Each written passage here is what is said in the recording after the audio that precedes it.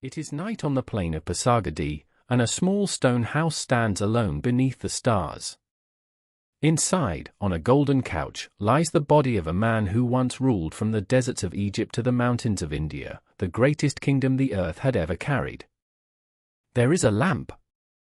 There is a table set with bread and salt, as though he might yet wake and eat. A single guardian tends the flame, and by day whispers to travelers the words carved above the door, "I am Cyrus, who founded the empire of the Persians. Do not grudge me this little earth that covers my body." 2 centuries from now, a young conqueror from Macedon will stand in this same doorway and weep. But that is far away. Tonight there is only the lamp, the salt, and the wind moving across the grass of a country that did not yet have a name. Let us leave the tomb for a while, and let your breathing slow, and let the wind carry us up and outward, away from that single flame, until the whole land spreads beneath us like a sleeping animal. For to understand the man on the golden couch, you must first understand the country that made him, and it is a strange country, a high country, a country of extremes so severe that it seems to have been shaped less for living than for enduring. Geographers would one day call it the Iranian plateau, but that clean word hides a wild thing. Picture a vast tableland lifted a mile into the sky, ringed round by mountains like the rim of a great bowl. To the north, the Elburz range runs cold and dark along the shore of a landlocked sea, its highest peak crowned with snow that never melts. To the west and south, the Zagros Mountains march in long parallel folds, ridge after ridge after ridge, so that a traveler crossing them feels he is climbing the ribs of the earth itself. And in the middle, cupped and sealed by all this stone, lie the deserts. They are deserts unlike any other. Dry rivers run down from the mountains carrying salt, and where they die in the flat center of the plateau they leave behind them 2 of the most desolate places on the surface of the world. One is a wilderness of sand and dust the color of ash. The other is worse, a crust of salt so thick and so treacherous that beneath its glittering white skin lie sinkholes of black mud that can swallow a caravan whole. Nothing grows there. No bird sings there. By day the heat shimmers and lies, showing lakes that are not lakes. By night the temperature falls until the same stones that burned your hand are cold enough to ache. For thousands of years no one crossed the heart of that emptiness if they could help it. Life did not live in the center. Life lived at the edges. And that is the secret of this country, the thing to hold gently in your mind as you drift. It is a land that gathers its people into scattered pockets.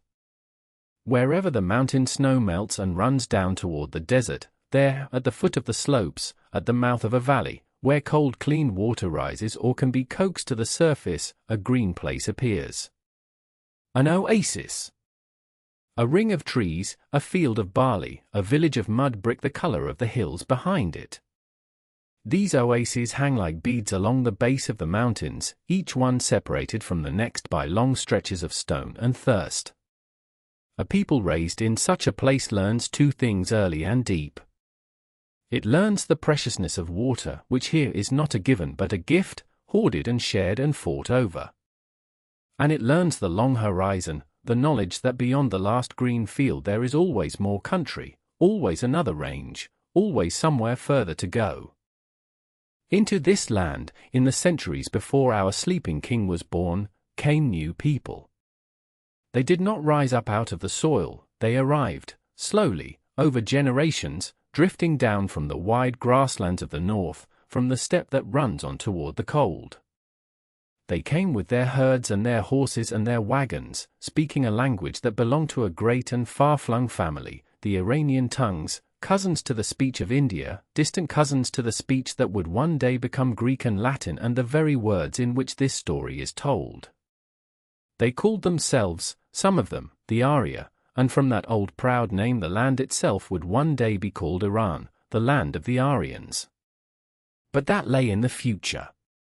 When they first came they were only newcomers, herdsmen at the margins, filtering into the valleys the older peoples had not filled. Among these Iranian speakers were 2 groups whose names you should learn now, quietly, the way you learn the names of guests arriving in the dark. There were the Medes, who settled in the north and west, in the folds of the Zagros toward the great inland sea, in country good for horses. And there were the Persians, the Parsa, who drifted further south, into the high rough land above the Persian Gulf, a region that would take their name and keep it forever, Pars, Persis. In the 9th century before our era, when scribes in other lands first scratched these names into clay, the Medes and the Persians were nobody. They were small. They were poor. They were scattered clans of horsemen and shepherds, without a single king to bind them, living at the ragged edge of a world whose centers of power lay elsewhere. And what centers they were! To the west, filling the whole horizon of what was possible, stood Assyria, the terror of the age, an empire of iron and siege engines and carved stone lions, whose armies went out each year like the return of a cruel season, whose kings boasted in their inscriptions of the cities they had burned and the rebels they had flayed. To these Assyrian kings the peoples of the plateau were a frontier to be raided, a source of horses and tribute, a name on a list of the conquered.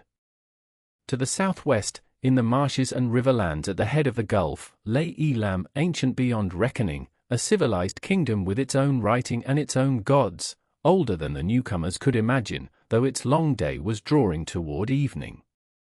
And to the north, in the mountains around a bitter mountain lake, rose the kingdom of Urartu, hard and clever, building fortresses of Cyclopean stone against the Assyrian storm.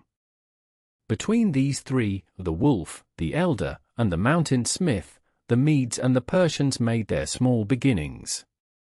Nobody watching the world in that century would have wagered a single silver shekel on them. They had no great city, no famous temple, no army that any scribe thought worth counting.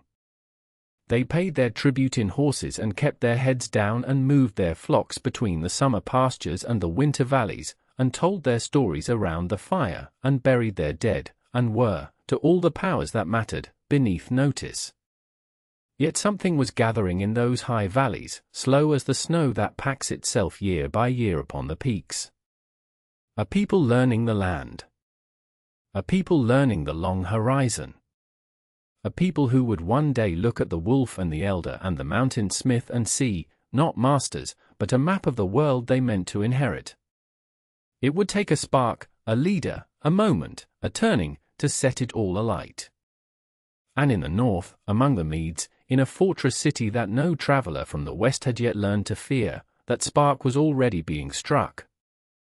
The fortress city was called Ecbatana, and it sat high on a shoulder of the Zagros mountains where the summer air stayed cool and the winters buried the roads in white. If you had walked up toward it in those days, you would have seen it first as a smudge of terraces against the slope, and then, as you climbed nearer, as something stranger and more deliberate, a city built in rings, wall within wall within wall, 7 of them by the old accounts, each painted a different color and each rising a little higher than the last, so that from a distance the whole place seemed to glow in bands of white and black and crimson and blue, and at the center, crowning it all, 2 innermost circles plated in silver and gold. Whether it was truly so, or whether the story grew richer each time a traveler carried it westward, hardly matters now. What matters is that here, among the Medes, a people who had once paid their tribute in horses and kept their heads down, a king now sat on a throne and called himself lord of a land that men in Nineveh had learned to take seriously. The Medes had come out of the same high country as their cousins, those scattered clans of horsemen who bred their herds on the plateau and moved with the seasons. But somewhere in the long generations a leader had risen among them who could bind the clans together, and after him another, and the loose confederation of tribes had hardened, slowly, into a kingdom. The one the storytellers remembered best was Cyaxares, a name that comes down to us through Greek ears, softened and reshaped, the way a stone is smoothed by a river. He was the one, they said, who at last taught the Median warriors to fight not as a swarming mass of riders but in ordered ranks, spearmen and archers and cavalry each set apart and given their proper work. And it was Cyaxares who did the thing that no one on the plateau had dared to imagine. He turned his gathered strength westward, against Assyria itself. You must understand what Assyria had been, to feel the weight of that. For centuries it had been the terror of the whole near world, the empire whose kings boasted in stone of the cities they had burned and the captives they had led away on ropes, whose armies had crushed every rival from the mountains to the sea. To rise against Assyria was, for most of living memory, simply another word for dying. And yet the empire had grown brittle at its heart, worn thin by its own endless wars, and when the Medes came down from the highlands and joined hands with the Babylonians rising in the south, the two of them together did what had seemed impossible. Nineveh, the great city on the Tigris, the city of lions and libraries and terrible splendor, fell in fire. The proud capital that had made the world tremble was thrown down and its rubble left to the grass, and the men who did it went home to their mountain city of rings within rings, and the map of the world was quietly, permanently redrawn. So it was that when Cyaxares died, the throne of Ecbatana passed to his son, and the son's name was Astyages. He inherited a kingdom at its height, the Medes now overlords of a broad reach of the plateau, taking tribute where once they had paid it, feared where once they had been beneath notice. And here, at the summit of Median power, the history softens at its edges and begins to shade into something older and stranger, into the shape of a legend. For the Greek storyteller Herodotus, gathering these tales generations later, tells us that Astyages was troubled in his sleep. He dreamed, so the story goes, of his daughter. Her name was Mandane, and in the first dream the king saw water flowing from her, so much water that it flooded his city and then flowed on and drowned the whole of Asia. The dream frightened him enough that when the time came to marry her off, he would not give her to any Median lord of high rank, for fear of what such a union might raise up against him. Instead he gave her to a Persian, to a man named Cambyses, from that quieter people to the south, a man the king judged safely beneath ambition. And still the dreams came. A second time Astyages slept and saw a vine growing out of his daughter's body, a spreading vine whose branches reached out and out until they overshadowed all of Asia beneath their leaves. He called his dream readers, the men whose task it was to unknot the meanings folded into sleep, and they told him what he most feared to hear, that his daughter's son would one day take his throne. Imagine the cold that must have settled in him at those words. Mandane was already carrying the child. And so the king did the thing that kings in these old dark stories so often do, he resolved to reach into the future and strangle it before it could draw breath. He sent for his most trusted kinsman, a nobleman named Harpagus, and he gave him the newborn, and he gave him an order plain and terrible, take the infant away, and see that it dies. Harpagus took the child. But Harpagus could not bring himself to do the thing with his own hands, for the baby was of the royal blood, and he feared what might come of it if the king should ever grieve and turn his anger on the man who had obeyed him. So he passed the burden along.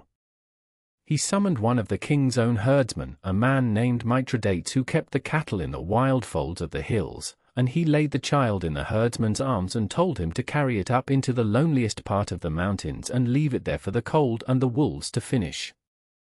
And here the thread of the story tightens to a single point, up in the high pastures where the herdsman lived with his wife in a hut among the grazing herds.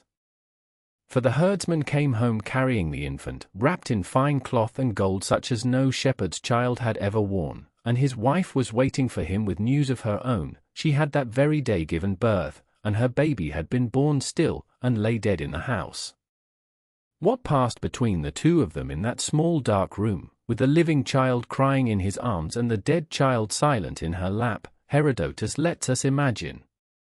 But you can guess already, perhaps, at the shape of the choice they made, and at how a boy marked for the wolves might instead grow up in a herdsman's hut, believing himself the son of poor mountain people, learning to ride and to reckon and to lead the other children in their rough games, with the whole of a foretold future sleeping inside him like a seed under snow.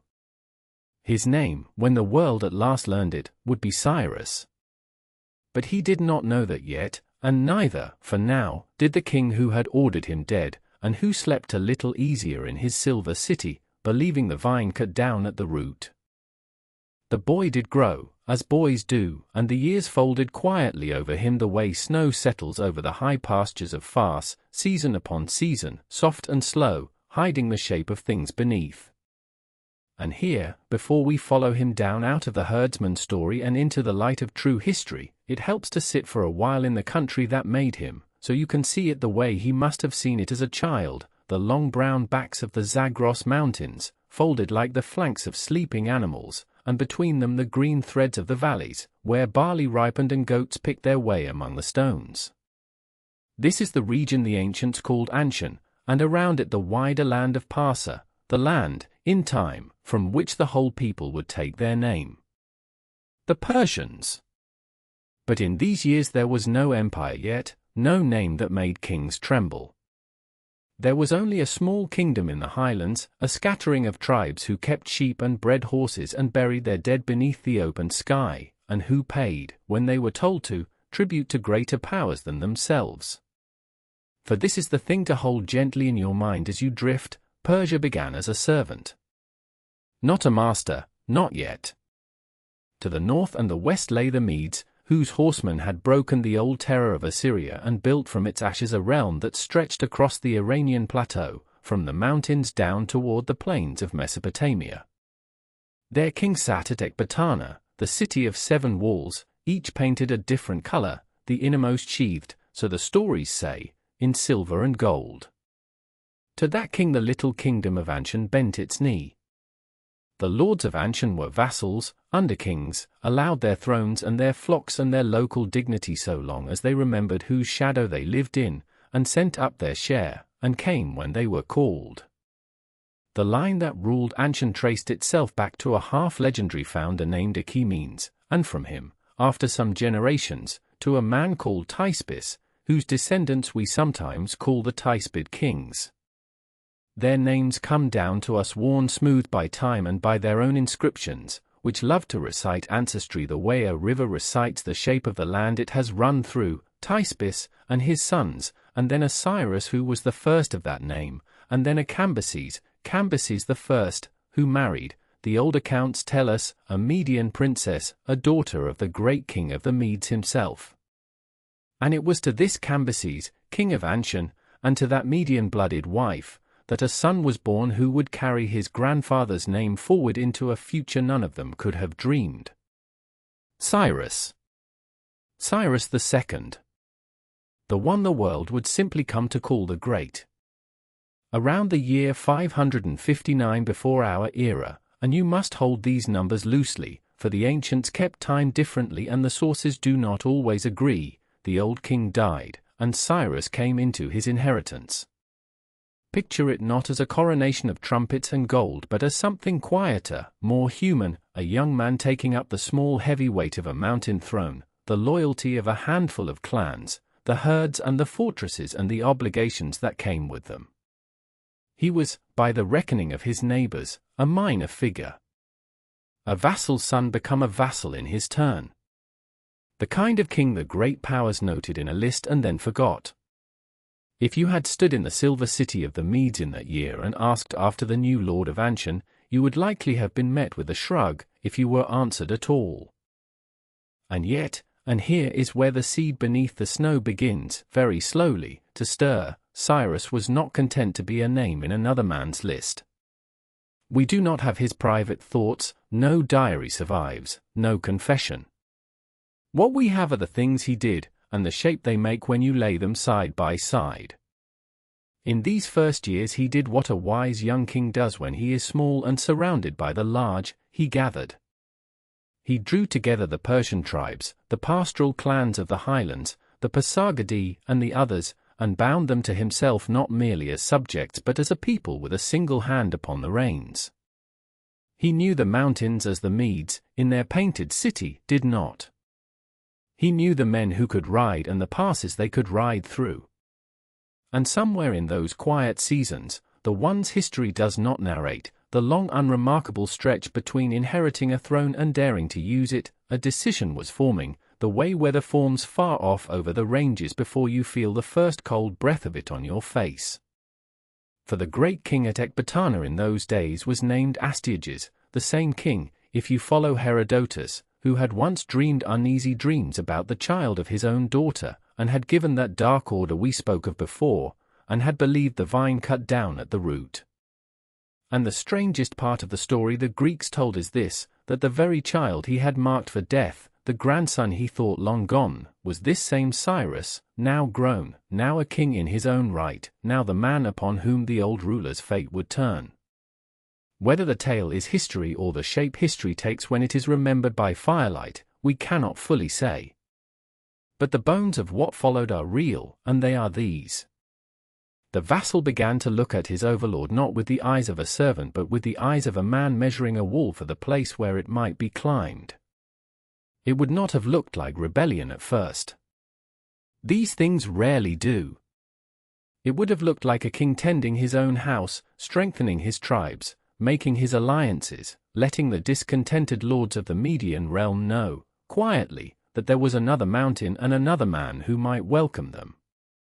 The Medes had grown, as great powers do, a little heavy, a little sure of themselves, and beneath their rule were nobles who chafed, who had not been given all they felt was owed. Cyrus, in his highlands, made himself into the answer such men were looking for. And when at last the break came, around the year 550, by our reckoning, it came not only as a war between kingdoms but as something closer to a turning from within, a shifting of loyalties, an army that did not, in the end, fight for the master it had marched out to defend. But that is the storm, and the storm belongs to the next stretch of our night. For now, let the country stay as it is a moment longer, the brown mountains, the green valleys, the small kingdom of Anshan holding its breath. Let Cyrus be, for these last quiet seasons, only what he appeared to be, a young vassal king with a Median grandfather he was not supposed to have survived, gathering his people around him in the high cold air, waiting. He knew, better perhaps than anyone, how small he was and how large the thing he meant to challenge. What he could not have known, what none of them could, was that the wall he was measuring was already older and more tired than it looked, and that when he set his hand to it at last, it would not merely crack. It would come down, and the world beyond it, the vast bright plateau of the Medes, would lie open before a shepherd's grandson from the hills. But not yet. Not quite yet. First there was a march to be made, and an old king in a silver city who did not yet know that the vine he thought long dead had grown, in the mountains, into something with roots deep enough to pull his whole kingdom over. There is a place where the world grows soft and golden before the sun has fully risen, and for a long time that place was called Lydia.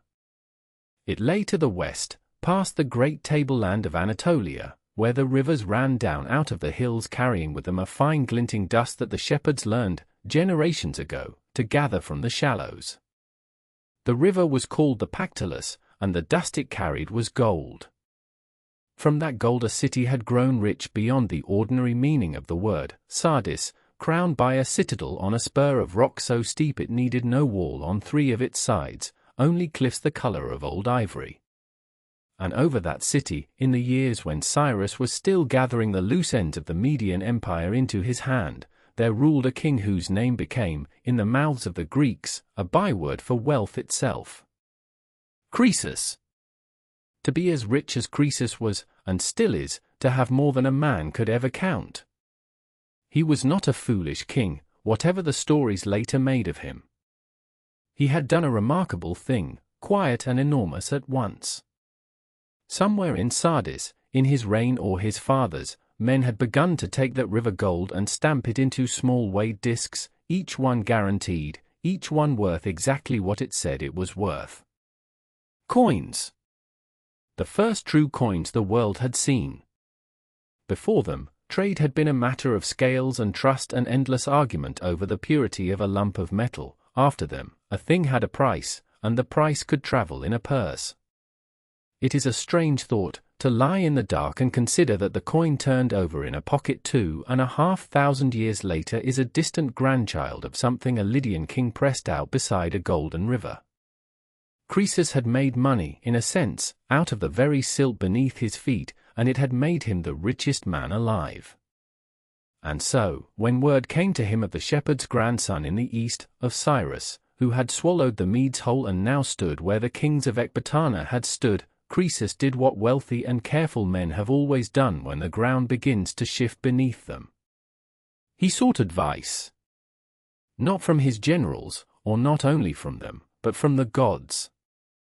He sent messengers west, across the sea, to the shrine of Apollo at Delphi, where a priestess breathed the vapors of the earth and spoke in riddles, and he asked the oldest question there is, should I go to war? The answer came back polished and terrible in its smoothness. If Croesus crossed the river and made war upon the Persians, the oracle said, he would destroy a great empire. Consider, for a moment, how those words must have sounded to a man who wanted only to hear them. A great empire. He did not stop to ask which one. He heard the sentence the way we all hear the sentences we have already decided to believe, and he began to arm. He drew his treasure out of its vaults, he called up the famous Lydian cavalry, horsemen the Greeks feared, tall men on tall horses with long spears, and he crossed the river Halys, the border of the known world, into the country that Cyrus now called his own. They met first at a place called Tyria, on the cold high plain, as the autumn was already turning. They fought a long day and neither broke the other, and when night came the field was still undecided. And Croesus, being a man of scales and reckoning, made the reasonable calculation. He was far from home, the campaigning season was ending, the passes would soon be closing. He would go back to Sardis for the winter, send for allies from Egypt and Babylon and Sparta, and return in the spring with an army twice the size. It was exactly the right decision, by every rule of war that anyone then alive would have recognized. He turned his columns west and rode home, and he sent his mercenaries away to their villages until the thaw, and he settled into his golden city to wait out the snow. But Cyrus did not play by the rules that Croesus knew. This is the thing that made him what he was again and again, that he did the thing no sensible man expected, and did it fast. He did not go into winter quarters. He followed. He drove his army west across the cold plateau in the worst of the year, up over the passes while the snow was on them, down the far side into Lydia, and he arrived beneath the walls of Sardis while Croesus was still counting on months of peace. The king had to scramble what forces remained to him and lead them out onto the plain before the city, and there was that famous cavalry, the pride of the kingdom, drawn up and ready. And Cyrus, or a clever man among his commanders, undid it with a trick so simple it is almost gentle. He gathered the baggage camels of the army, the ungainly, patient beasts that carried the tents and the grain, and he set them in the front of his line, with soldiers mounted on them.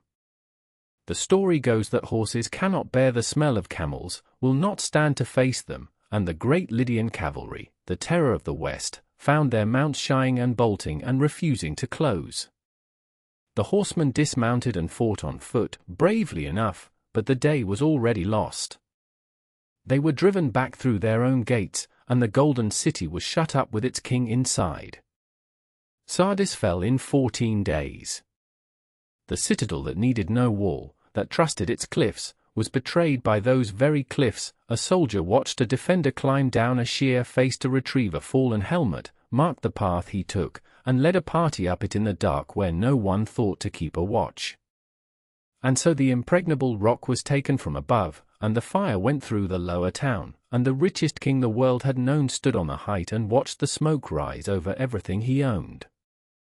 He had destroyed a great empire, exactly as the oracle promised. His own. There are tender stories about what became of him, that he was set upon a pyre to burn and was spared at the last moment, that Cyrus, moved by something, took him down and kept him afterward as a kind of counselor, an old defeated king murmuring wisdom into the ear of the young victorious one. Whether any of that is true no one can quite say. What is certain is harder and quieter than any pyre. When Sardis fell, everything that Lydia had ruled fell with it, and Lydia had ruled, loosely, the whole bright coastline to the west, the Greek cities of Ionia, Miletus and Ephesus and Phocia, the clever restless harbour towns where the first philosophers were even then beginning to ask what the world was made of. Overnight, without themselves having done anything at all, they woke to find that the distant Lydian overlord they had known was gone, and in his place, coming down out of the east, was something they had no name for yet. A power from beyond the mountains, vast and cold and utterly strange to them, that now claimed the sea's edge as the very hem of its garment. They did not know, those Greeks by the water, that they were now the western shore of the largest thing the world had ever made.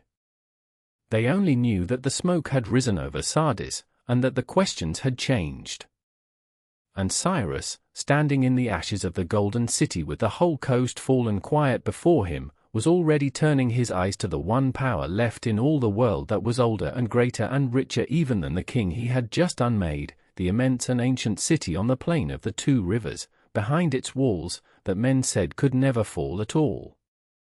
The night had a texture to it, in Babylon, that no other place on earth could match. You would have known it the moment you passed beneath the Ishtar gate, its glazed bricks the deep blue of lapis, the bulls and dragons of the god Marduk picked out in gold and cream, glowing faintly under the moon. This was the greatest city in the world, and it knew it. Its walls were so broad, the old writers swore, that a four-horse chariot could turn a full circle upon them. The Euphrates ran straight through its heart, dividing the city into two halves joined by bridges, and along the water the temples rose in terraces, and somewhere in the dark the great ziggurat of Marduk climbed toward a sky thick with stars. 500,000 people slept behind those walls. They had every reason to believe they always would. Babylon had stood for well over 1,000 years. It had swallowed empires and outlived them. The very idea that it might fall was, to the people who lived there, something close to blasphemy, a thing you did not even say aloud. And yet, that autumn of 539 before the Common Era, something was wrong in the city, and everyone could feel it, though few could name it. The trouble sat on the throne. The king was named Nabonidus, and he was not a man his people understood. He had come to power without royal blood, and he had spent long years away from the city entirely, off in the desert oasis of Tamar, far to the south, leaving his son Belshazzar to hold Babylon in his absence. Stranger still, Nabonidus did not love Marduk as a Babylonian king was meant to. His devotion belonged to Sin, the moon god, and this the priests of Marduk could not forgive. Each spring the city held its great festival, the New Year rite, when the king was required to take the hand of Marduk's statue and renew the covenant between God and city. For years, with the king absent, that festival had gone unheld. To the people, this was not a small thing. It meant the year was unblessed. It meant the thread that tied their city to heaven had been allowed to fray. So the city was uneasy, and divided against itself, when word came from the north that the Persian was moving. Cyrus.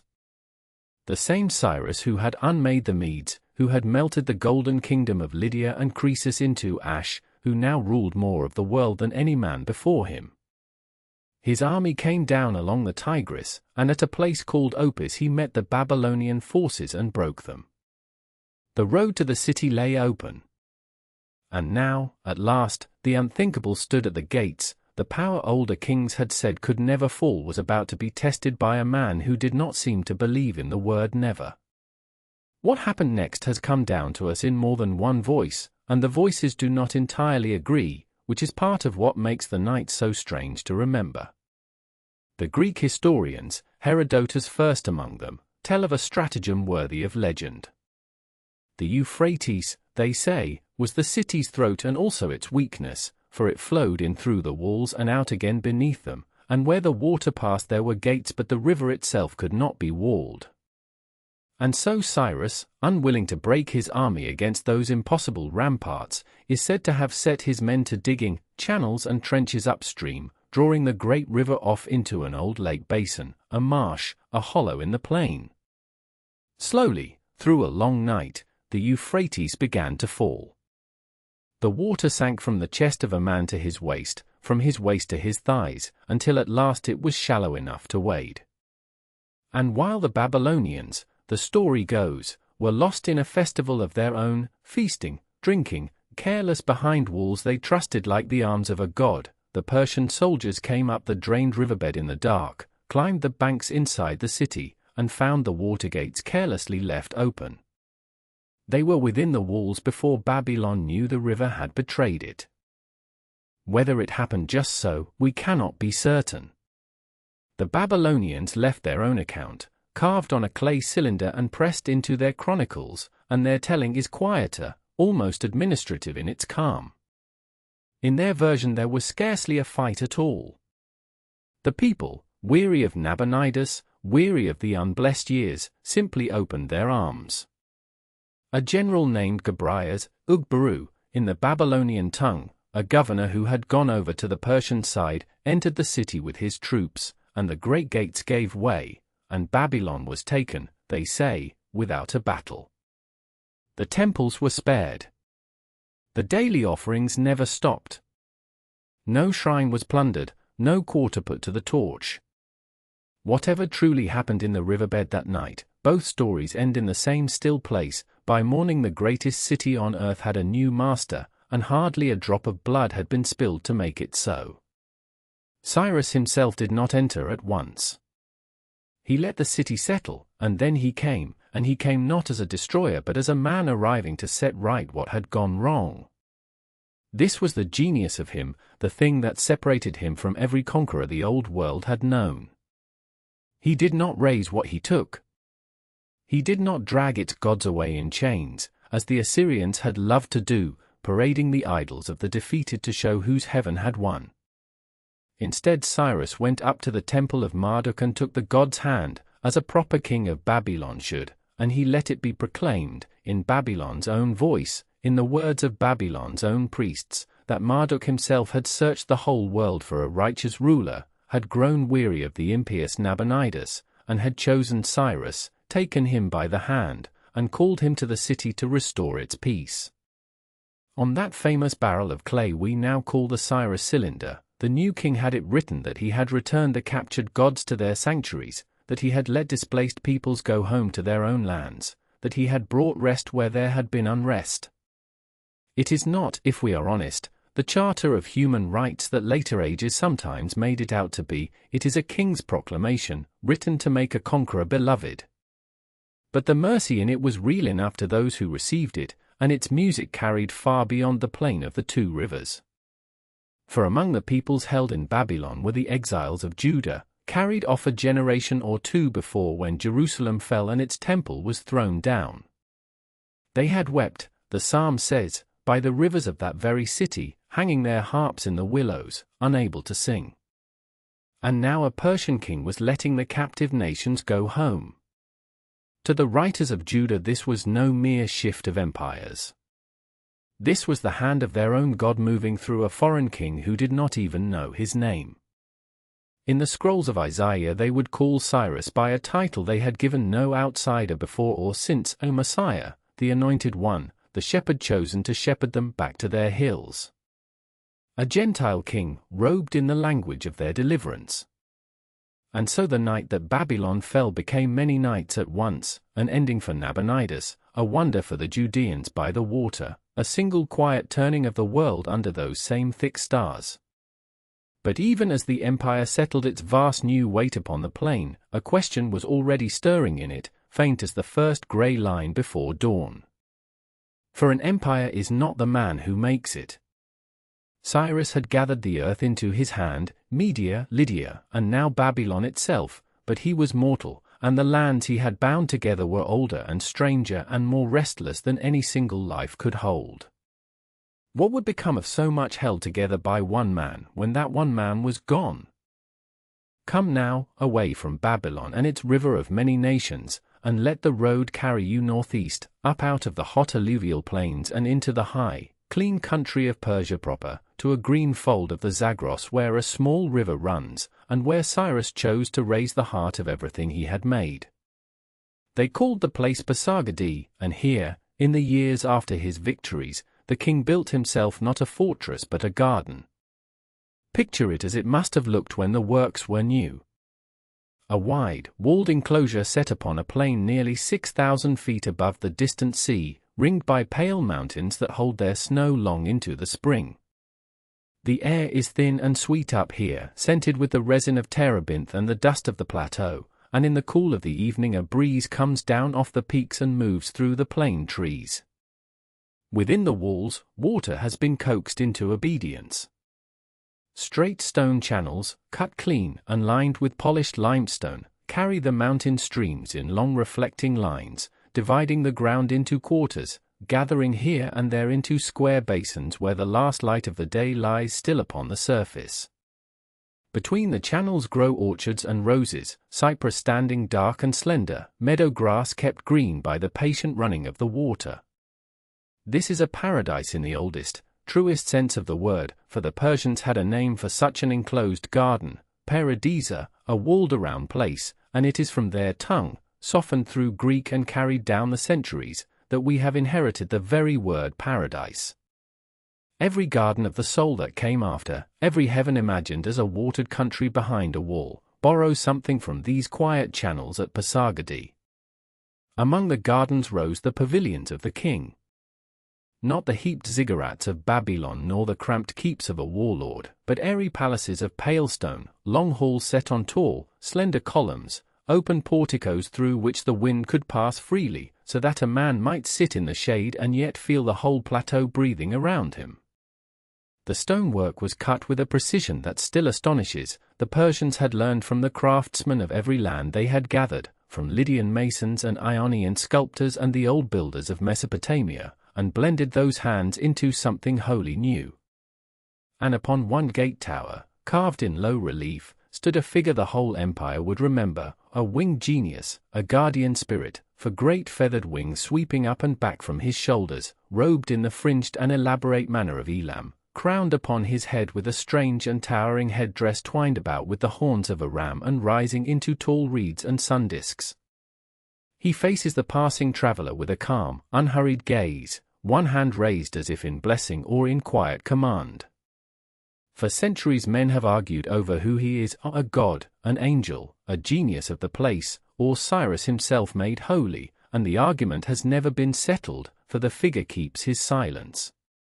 He guards the threshold still, and above him once ran a simple line of writing in 3 tongues, I, Cyrus, the king, the Achaemenid. Nothing more. A man secure enough in what he had done to need no boasting.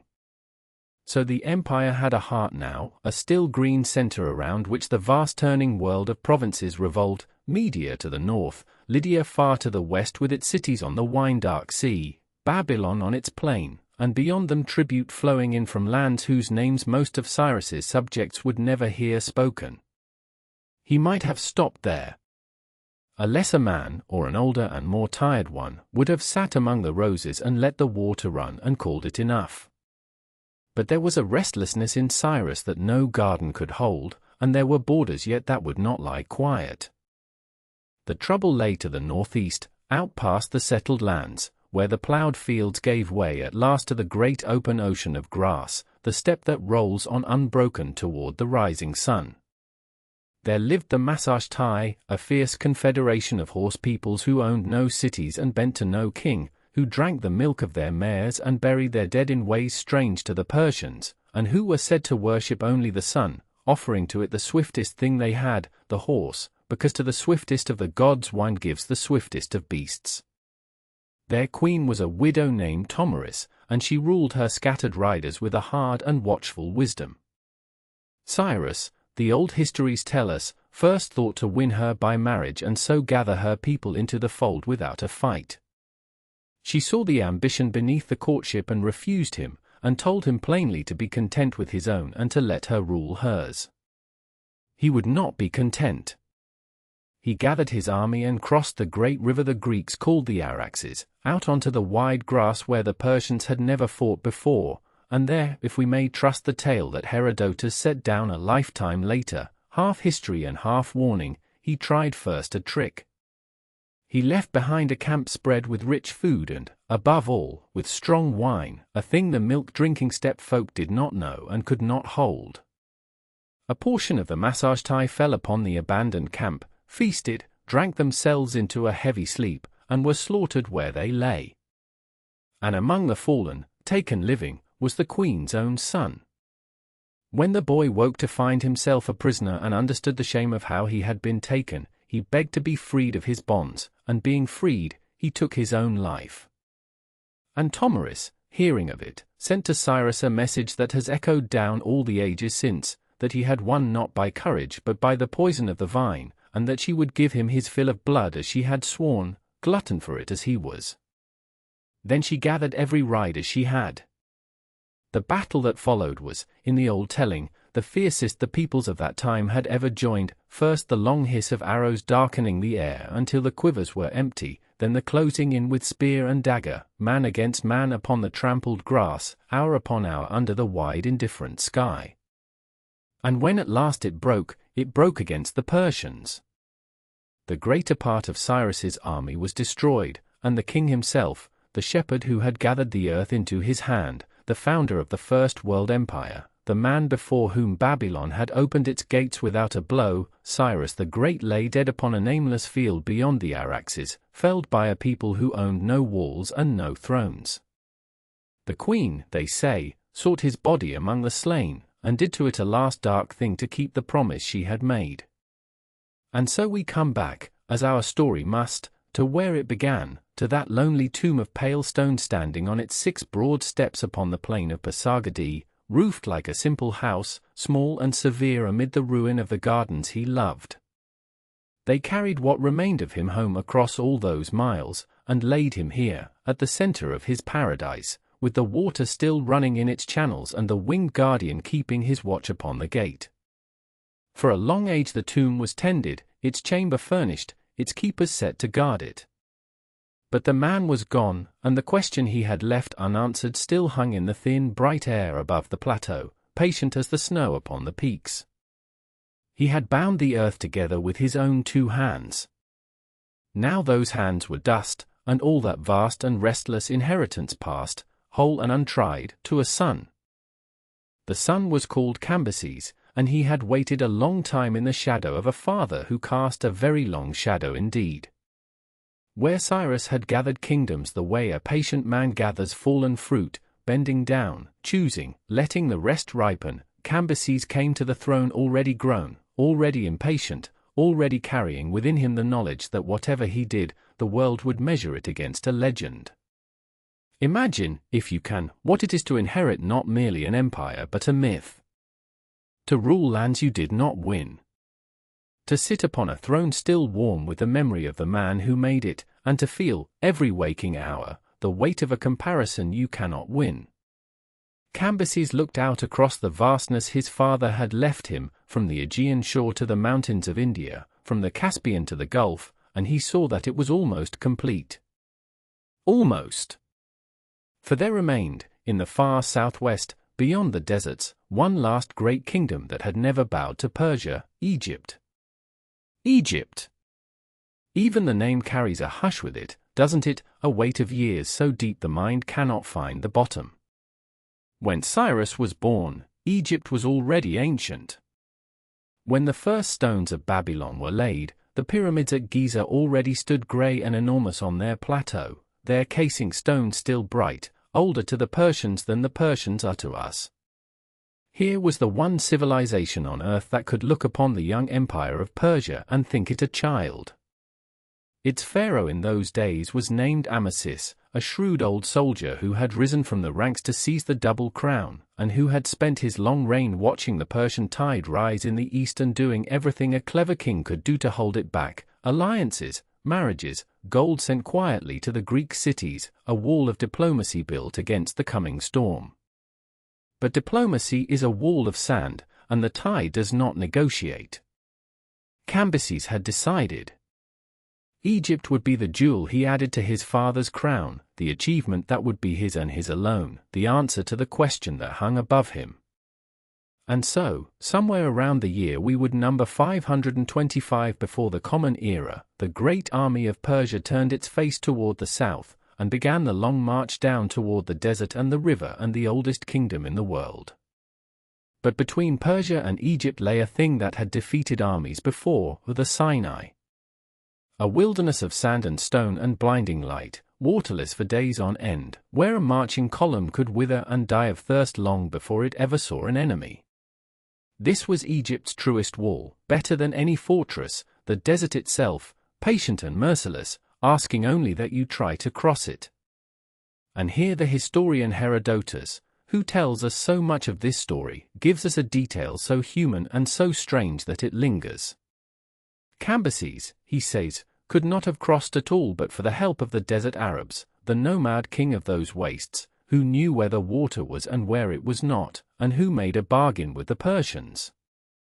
The Arabs filled the skins of camels with water and laid a line of them across the desert, station by station, a lifeline of leather stretched over the burning sand so that the army might drink its way from one edge of nothing to the other. Picture it, in the deep quiet before you sleep, the long files of men and horses moving through the shimmering heat, the sun a hammer overhead, and every so often, rising out of the emptiness, the promise of water waiting, set there by strangers, in exchange for gold and for the pledge of a treaty. It is not the way we imagine conquests. It is quieter than that, and older, and it turned upon nothing grander than thirst. And when they came out of the desert at last, at a place called Pelusium, near the eastern mouth of the Nile where the river fans out into marsh and reed and the salt smell of the sea, the Egyptians were waiting for them. Old Amasis had not lived to see this day. He had died, and left the crown to his son, Psamtik III, a king who had ruled only 6 months and now found the whole weight of the ancient world resting upon his untried shoulders. There, on the flat wet ground of the delta edge, the two armies met, and the Battle of Pelusium was joined. It was, by every account, a savage and bloody thing, the kind of fighting that decides the fate of kingdoms in a single afternoon. Herodotus tells us that a full lifetime later, travelers could still walk that field and see the bones of the fallen lying bleached upon the ground, the Persian skulls on one side and the Egyptian on the other, and that a curious thing had been noticed: the Egyptian skulls were thick and strong, and the Persian skulls thin and fragile, because, the old men said, the Egyptians went bareheaded in the sun from childhood and the Persians kept their heads always covered. A small, strange, tender detail, the kind the desert keeps. But the outcome was not strange at all. The line broke. Psamtik fled up the river to the white walls of Memphis, and Cambyses came after him, and the great city fell, and with it fell Egypt. The last free kingdom of the ancient world had passed into Persian hands. The empire was, at last, whole. Now here the story darkens, and we must be careful with it. For the Greeks, who wrote the histories we have inherited, told a grim tale of what Cambyses became in Egypt, a king gone mad with power and cruelty. They said he mocked the gods of Egypt, that he stabbed the sacred Apis bull with his own dagger and laughed as it died, that he opened ancient tombs and burned mummies and murdered his own kin, that he was struck down in the end by a divine and fitting madness. It is a story of a tyrant, vivid and terrible, and for 2,000 years it was simply believed. But when we set down the Greek scrolls and turn instead to the stones of Egypt itself, to the inscriptions the Egyptians carved in Cambyses' own time, a very different man appears. On the sarcophagus of that very Apis bull he was supposed to have slaughtered, we find a dedication in Cambyses' name, the king kneeling in reverence before the god, giving the beast an honored and expensive burial in the proper Egyptian way. We find him taking the titles of a true pharaoh, the son of Ra, learning the rites, protecting the great temple at Sais, ruling not as a foreign butcher but as a legitimate king of Egypt in the long line of kings. Two portraits, then, of one man, and they do not match at all. Which was he, the mad destroyer of the Greek imagination, or the careful pharaoh of the Egyptian stone? Perhaps he was neither wholly, and perhaps the truth, as it so often does, sank somewhere into the silt between them. But the question does not stay comfortably at rest. For all the while that Cambyses lingered in the conquered south, tending to his new kingdom by the slow green river, something was stirring far behind him, in the heart of the empire he had left unguarded, a whisper at first, a rumor carried by merchants and messengers, of a man upon the throne of Persia who wore the name of a prince long thought to be dead. And Cambyses, so very far from home, had not yet heard it. The word came, at last, up the long roads of the empire, and it came in a form no man wished to carry. In the spring of the year we would call 522 before the Common Era, a herald stood in the camp of the Persians and read aloud a proclamation, and the proclamation was not from Cambyses. It was from a man who called himself Bardia, son of Cyrus, brother of the king, and it commanded the soldiers of Egypt to lay down their obedience to Cambyses and take up his own. This was a strange and terrible thing to hear, and stranger still for those few who knew the truth, for they knew, or believed they knew, that Bardia was already dead. He had been dead for years. Cambyses, before he ever crossed the sands into Egypt, had done a quiet and secret thing that gnawed at him ever after, fearing his younger brother, fearing the love the people bore him. He had ordered him killed in the shadows, and the killing had been hidden so well that scarcely a soul in the empire suspected the throne now had only one heir. And so the name upon the proclamation was the name of a ghost. Yet the ghost held the palaces. Whoever this man was, he sat now in the heartland of Persia and in the citadels of Media, and the provinces, one after another, bowed to him, for they had no reason not to. To them, Bardia lived. The son of Cyrus had simply taken what was his while his elder brother lingered abroad. Cambyses, hearing all this, is said to have understood in a single dreadful moment what had been done. He had murdered his brother to keep the throne, and now an impostor wore his brother's face to steal it, and the murder had bought him nothing but this. He gave orders to march for home. And here the story bends toward its quiet cruelty, for Cambyses never reached Persia. In Syria, mounting his horse, the tip of his own sword, some say the cap had slipped from the scabbard, pierced him in the thigh, in the very place, the tellers loved to note, where he had once struck the sacred bull of Egypt. The wound turned foul.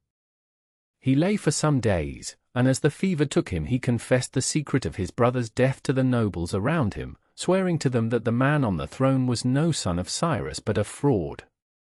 Whether they believed a dying man who had lied to them all his life, no one can say. He died there, far from the fire altars of his fathers, leaving no son, and the empire of Cyrus passed, whole and unresisting, into the hands of a stranger who ruled under a borrowed name. Now who was he, this man behind the mask? The oldest accounts give him a name and a station. He was a magus, a member of the Median priestly caste, and he was called Gormata, and it happened, so the story runs, that he bore a close and useful resemblance to the dead prince, sharing even his name in the shortened form the people used. His brother, another magus, had been left as a steward over the royal household while Cambyses campaigned, and between the two of them they had conceived the boldest theft in the world, to seat one of their own upon the seat of Cyrus, and to let the whole of Asia call him king. For 7 months it worked. The false Bardia remitted taxes, forgave military service, courted the goodwill of the many peoples, and kept himself carefully apart, secluded within the walls, summoning no one who had known the true prince closely, and above all admitting no woman of the harem to spend the night and mark, in the dark, that something about this Bardia was not as it should be. But secrets of that size do not keep. There was a nobleman of great house named Otanes, watchful and shrewd, and something in the seclusion of the new king troubled him, a ruler who would not be seen, who summoned none of the old companions of the court. Otanes had a daughter among the women of the palace, and to her he sent a message asking whether the man she lay beside was truly the son of Cyrus. She could not tell, she had never seen the true Bardia. Then Otanes sent again with a sharper test, for it was remembered that this magus, in some earlier punishment, had lost his ears at the order of Cyrus himself. Let the girl wait until the king slept, he told her, and pass her hands beneath his hair and feel whether there were ears at all. It was a fearful errand, for a king who woke to such a touch would kill her, but she did it, in the deep of the night, and found the sides of his head smooth and cropped, and in the morning she sent word to her father, the man who ruled the world had no ears. He was no king. He was the magus. From that certainty grew a conspiracy. Otanes drew to himself, one by one, 6 other men of the highest Persian houses, men whose blood and honor made them fit to act, and the 7th to join their number, arriving from a journey at the very hinge of things, was a young noble of the royal Achaemenid line named Darius, son of Hystaspes. 7 of them, then, bound by an oath, resolved to do the thing that could not be undone. And there is a tale, half history and half something older, that before they struck they paused to argue among themselves what should come after, whether, having pulled down one liar king, they ought to raise up another king at all. Otanes, it is said, spoke for the rule of the many, for equality before the law and offices filled by lot, for he had seen what a single unwatched man could become. Another spoke for the rule of a few, the best and wisest, fearing the folly of the crowd. And Darius spoke for monarchy, for the one strong hand, arguing that nothing surpasses the rule of a single excellent man, and that the people freed of a master would only find a worse one in the end. His voice carried the 4 who remained. There would be a king. The only question left was which of them it would be. The killing itself was swift and bloody. The 7 went up to the palace, passed the guards by right of their rank, cut down the servants who would have barred them, and burst into the chambers where the 2 magi were. There was a struggle in the half-dark, a grappling of bodies, a lamp knocked over, a wound taken in the thigh and an eye lost, and at the end of it the false bardier was dead upon the floor, and his brother with him. The heads were carried out and shown, and a fury took the city so that Persians in the streets fell upon any magus they could find, until night stopped the slaughter, and long after, the tellers say, the day was kept as a festival, on which no man of that priestly caste dared show his face abroad. So the lie was ended, and the empire lay leaderless again, held now by 7 men and their drawn swords. They had agreed there must be a king, they had not agreed upon his name. 6 of them were peers, and one must be lifted above the others, and how do you choose a master from among equals who have just proven that a man may take a throne by cunning and a knife? Some contrivance would be needed, some sign to settle it that all could accept without shame, and toward that quiet, waiting morning, and the strange bargain that would give the empire its greatest builder, the 7 now turned. They came together in the grey before dawn, the 7, at a place agreed the night before, and the bargain they had struck was as strange as anything in the whole long story of the empire. They had decided, for how else do equals part with their equality? To let a horse choose their king. On the morning after they met, they would ride out together beyond the walls, and whichever man's mount first raised its voice to the rising sun, that man would wear the crown. It sounds like a child's rhyme, and perhaps it was meant to.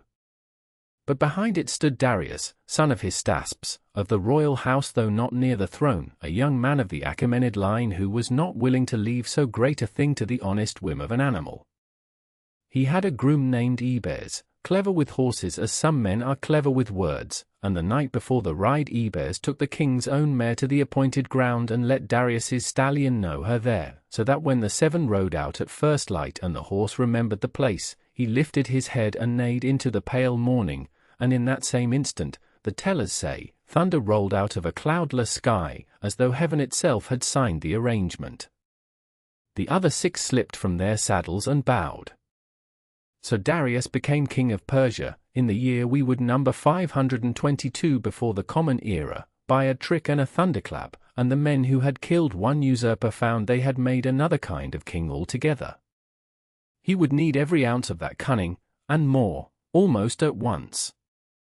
For the empire he inherited was not a settled thing but a great house whose beams had all begun to shift at the same moment. When word ran out along the roads that the old line was broken, that a king had been made by 7 men and a horse, the provinces did not wait to see what manner of ruler he would be. They rose. Not one rebellion but a dozen, blooming across the map like fires set by different hands on the same dry night.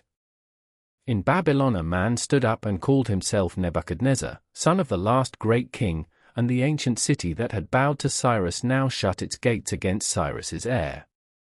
In Persia itself, in the very heartland, the home country, another pretender claimed to be the murdered prince come back to life, that same dead brother whose name kept rising from the grave to trouble the living. Media rebelled, and Elam, and Parthia, and Margiana far to the east, and Satygidia, and Sagartia, and the Scythians beyond them. Armenia burned, and Egypt stirred. A lesser man would have watched the whole inheritance dissolve in his hands within a season. Darius did not. What followed was one furious year, and to understand him you must picture not a single great battle but a man turning constantly, sending armies down every road at once, trusting generals to hold one front while he broke another, then wheeling to catch the next revolt before it could join hands with the last. He fought 19 battles, by his own reckoning, and took 9 kings captive, in the space of a single circuit of the seasons. The false Nebuchadnezzar he beat and beat again until Babylon opened its gates. The pretender in the homeland he ran down and destroyed. Rebel by rebel, province by province, he stitched the torn empire back into one cloth, and by the time the fires had burned themselves out the boy made king by a horse had proven himself the hardest and most tireless soldier the throne had yet seen. But a soldier's victory is written in blood, and blood dries and is forgotten. Darius wanted something that would not be forgotten. He wanted the whole world, and all the ages after it, to know exactly how he had come to power, and why it had been right. So he went up the mountain. On the old road between Babylon and the eastern capitals, at a place we now call Behistan, there rises a great limestone cliff, and high upon its face, so high that no man standing below could ever reach it, so high that after the carvers finished their work they cut away the ledges beneath so no later hand could touch or alter it. Darius ordered his story graven into the living rock. There you may see it still, the king himself, larger than the rest, his bow in hand and his foot set upon the fallen body of the first liar, the false prince, and before him, roped together at the neck, a sad line of the 9 captured kings, each labeled with his name and his crime, and last of all the Scythian in his tall pointed cap. Above them hovers the winged figure of the divine, the guardian of kings, blessing the whole. And around and beneath the figures run the words, column after column of wedge-shaped script, painstakingly cut, saying over and over the thing Darius most needed the world to believe. For the inscription is, more than anything, a long and passionate insistence upon the truth. Again and again the carved king returns to it, almost pleading, I am telling you the truth. This province rebelled, the man there lied, saying he was a king, I sent my army, by the favor of the great god Ahura Mazda I defeated him, and it happened as I say. The Persians had a single word for the great enemy of all order, and it was the lie, Draga, the falsehood that unmakes the world, the deceit by which pretenders claimed thrones and provinces slipped their oaths.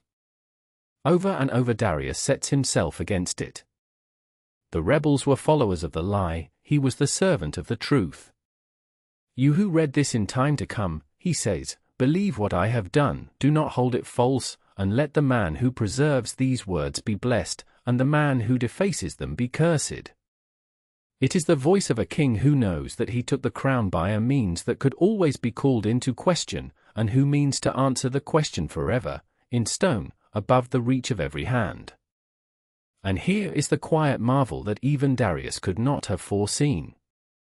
He had his story cut in 3 tongues at once, in Old Persian, his own royal speech, in Elamite, the ancient language of the southern lowlands, and in Babylonian, the venerable tongue of Mesopotamia, 3 versions of the same words, running side by side across the cliff, so that every literate subject of the empire might read it.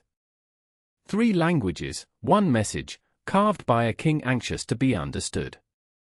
23 centuries later, a British officer named Henry Rawlinson would hang from ropes against that same dizzying face, copying the strange wedges letter by letter, and because the 3 versions said the same thing, scholars could at last set the known against the unknown and begin to prize open the meaning of cuneiform itself, the oldest writing of humankind, silent for ages. Its clay tablets and stone kings dumb until Darius's boast up on the mountain gave the world its key. The proud inscription meant to defend one man's right to a throne became, without his knowing it, the doorway through which we walked back into the whole lost world of the ancient East. But that lay far off, in centuries no living Persian could imagine. For now the mountain was fresh cut and the paint on the figures still bright, and Darius came down from Behistun, the undisputed master of an empire he had won twice over, once with the sword and once with the chisel. The rebellions were finished. The lie was beaten, or so the stone declared. And yet a realm held together by one man's furious year of fighting is not the same as a realm built to last 100 years without him. The armies had proven he could conquer. Now came the harder question, the one that would occupy the rest of his long reign, whether anyone, even Darius, could take this vast and restless patchwork of peoples and turn it into something that would not fly apart the moment a king grew old. Picture the empire now not as a map but as a body, vast, breathing, sprawling from the Aegean shore to the foothills of India, and until this moment held together only by the strength of one man's arm and the fear in his enemies' hearts. That is a fragile thing, a body without a skeleton, and Darius knew it. A king could ride and fight and win, but a king cannot be everywhere at once, and he grows old, and one day he dies. What Darius set out to build in the quiet years after Behistun was something the sword could never make, a structure that would hold whether he was watching or not. He would give the empire bones. He divided it, gently and deliberately, into provinces. The Greeks would later call them satraps, from the old Persian word kshatrapavan, protector of the realm. There were around 20 of them, give or take as borders shifted, and each was a whole world folded into the larger one, Egypt with its river and its gods, Lydia with its markets, Bactria far in the east where the mountains turned to snow, Babylonia rich and ancient on its warm plain. Over each Darius set a satrap, a governor, very often a Persian nobleman or a trusted member of the royal circle, a man who ruled in the king's name from a provincial court that was a smaller mirror of the great one. The satrap collected the taxes, kept the roads safe, raised soldiers when soldiers were needed, and settled the disputes that no local judge could settle. In his own province he was, for all practical purposes, a king in miniature. And there, if Darius had stopped, lay the oldest danger in the world. Give a man that much power, that far from the center, and sooner or later he begins to wonder why he needs a center at all. Empires before had rotted from exactly this, governors who grew comfortable, who kept the taxes for themselves, who raised an army meant for the king and turned it, one grey morning, against him. Darius had just spent a year of blood putting down men who called themselves kings. He had no intention of manufacturing new ones. So into each province he wove a second thread, invisible and quiet. Beside the satrap, but not answering to him, sat a royal secretary, a scribe who kept the records and wrote the letters and reported not to the governor at his elbow but directly, over the governor's head, to the king. And moving through the provinces, arriving without warning, were the inspectors the Persians called the king's eyes and the king's ears. They traveled the roads with their own escort and their own authority, they looked into the granaries and the account books and the temper of the people, and they carried what they found back to the heart of the empire. A satrap could never be quite certain, on any given evening, whether the traveler lodged in his hall was a merchant or a man sent to watch him. The garrison in his own citadel often answered to a separate commander, and the treasury to a separate treasurer, so that no single man in a province held the soldiers and the money and the law all in one hand. It was ruled by careful mistrust, a web of overlapping gazes, and it meant that a governor tempted toward rebellion had to wonder who at his own table would betray him first. There is something almost restful in the cleverness of it, a machine built not from loyalty, which fades, but from the simple mathematics of watchers watching watchers, which does not. But a body needs more than nerves, it needs blood, and something to carry it. Here Darius did his quietest and most lasting work. Across 100 conquered nations there had been 100 ways of counting and paying, this kingdom weighed its silver one way, that one another, here they bartered grain, there they clipped bits of metal, and everywhere the measures were different, so that a bushel in one town was not a bushel in the next. Darius laid over all of it a single frame. He fixed royal weights and royal measures, standards kept in the treasuries, against which any local scale could be checked and found honest or wanting. And he minted coins, the gold daric, heavy and pure, stamped with the image of the king himself as an archer, kneeling with his bow, and the silver siglos beside it. For the first time a piece of metal carried the king's own face and the king's own guarantee from the coast of Asia Minor to the edge of the desert, and a soldier paid in Sardis could spend it, at a known value, 1,000 miles away. It is a small thing to hold a coin. It is an enormous thing when that coin means the same in every hand that has ever held it.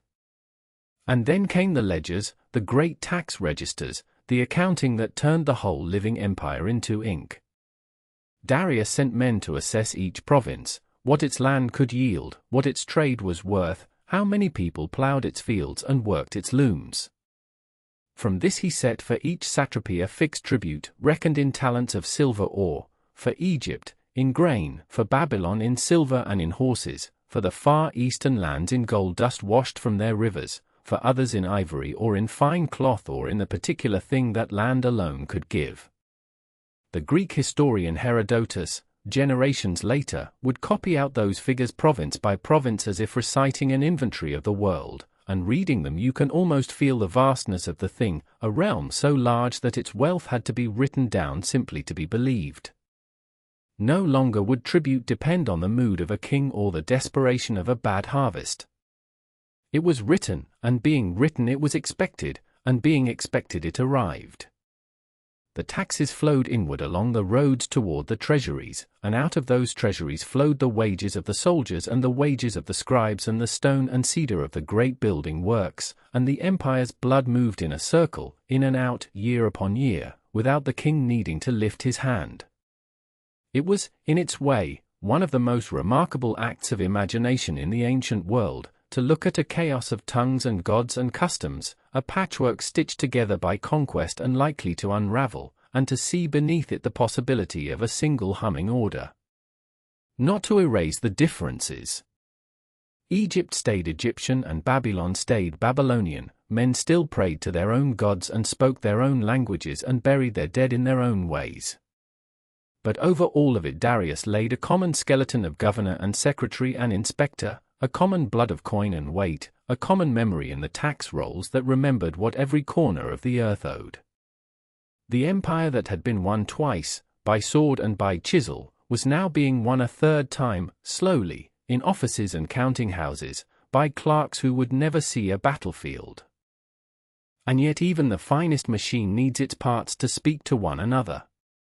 A register in the capital is worthless if the order it prompts takes half a year to crawl to the frontier, and an inspector's warning arrives too late to matter if the roads that carry it are little more than goat tracks worn into the hills. All of this careful architecture, the watches, the coins, the ledgers, assumed something Darius had not yet built, a way to move a word, or a soldier, or a sealed command faster than any empire before had ever dreamed of moving them. The bones were set. The blood was flowing. What the great body still lacked was a way to feel a distant pain the moment it was struck, and to that problem, and to the roads and riders he would raise to solve it, the king now turned his restless mind. The terrace was already old before Persepolis rose upon it.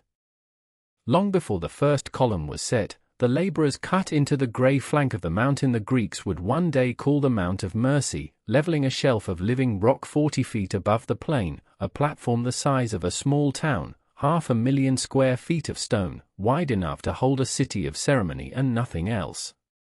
Come with the king's eye now, in the year the work began, and watch the water find its level. Before a single wall went up, they laid a hidden world beneath the floor, channels chiseled through the bedrock to carry the winter rains away, cisterns hollowed into the hill, drains that would keep the terrace dry for 200 years. Empire, you begin to understand, is not only the thing you can see. It is the patience underneath it. Darius called the place Parsa, and it was never meant to be lived in the way a capital is lived in. Susa was where the business of ruling was done, and Ecbatana caught the cool of the highlands in summer, and Babylon held the winter court in its old warm brick. Parsa was something else, a house built for a single season, a stage that woke once a year and slept the rest. Here the king came at the turning of the year, at Nowruz, when the days first tilt back towards the light, and here the empire was made to appear before him not as an idea but as a river of men climbing a stair. Lie still and picture that terrace empty in a low sun, the shadows of unfinished columns lying long across the swept stone, the smell of cedar hauled all the way from Lebanon and cypress from the Zagros, of fresh-cut limestone still pale where the chisel had been. To reach the top you climbed the great double stair on the western front, and this is the thing to hold in your mind as sleep comes near. The steps were made shallow and broad on purpose, each riser low, each tread deep, so that a man might ascend without lifting his robe, so that a procession could flow upward slow and unbroken and dignified, a horse could even be led up gently, and no one need ever break stride or lose the solemn rhythm of the day. The empire did not want you out of breath when you met it. It wanted you unhurried. It wanted you, as you climbed, to have time to read the walls. And the walls were carved to be read. Along the northern face of the great audience hall, along the retaining wall of the terrace itself, the stone had been worked into a single enormous frieze, and it showed the one thing above all others that this place existed to declare, the peoples of the world, coming with gifts. Not conquered captives dragged in chains, mark that. Not the broken and the humiliated. These were delegations, dignified, each led by hand by a Persian or Median usher who reached back to take the leader gently by the wrist, as one leads an honored guest, as one draws a friend forward. 23 of them, and each one carved with such care in the cut of their clothes that you could tell nation from nation without a single word of writing. Walk the line slowly now. Here come the Medes in their rounded caps and their long coats, close kin to the Persians, bringing horses and folded robes and a short sword.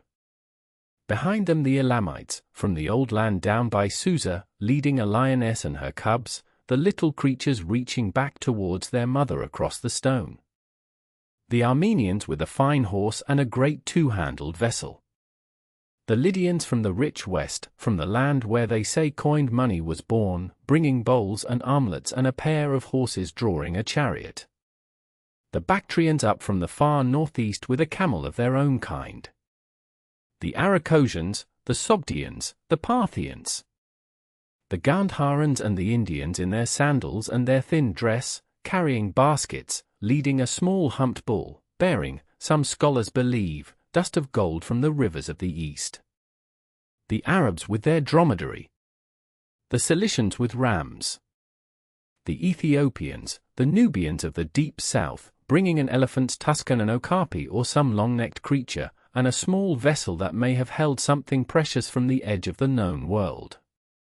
23 nations, and every one bearing the particular wealth of its own soil, the horses of the grasslands, the gold of the rivers, the beasts of the deserts and the forests, the fine woven cloth, the drinking cups of hammered metal. It is a map made of tribute.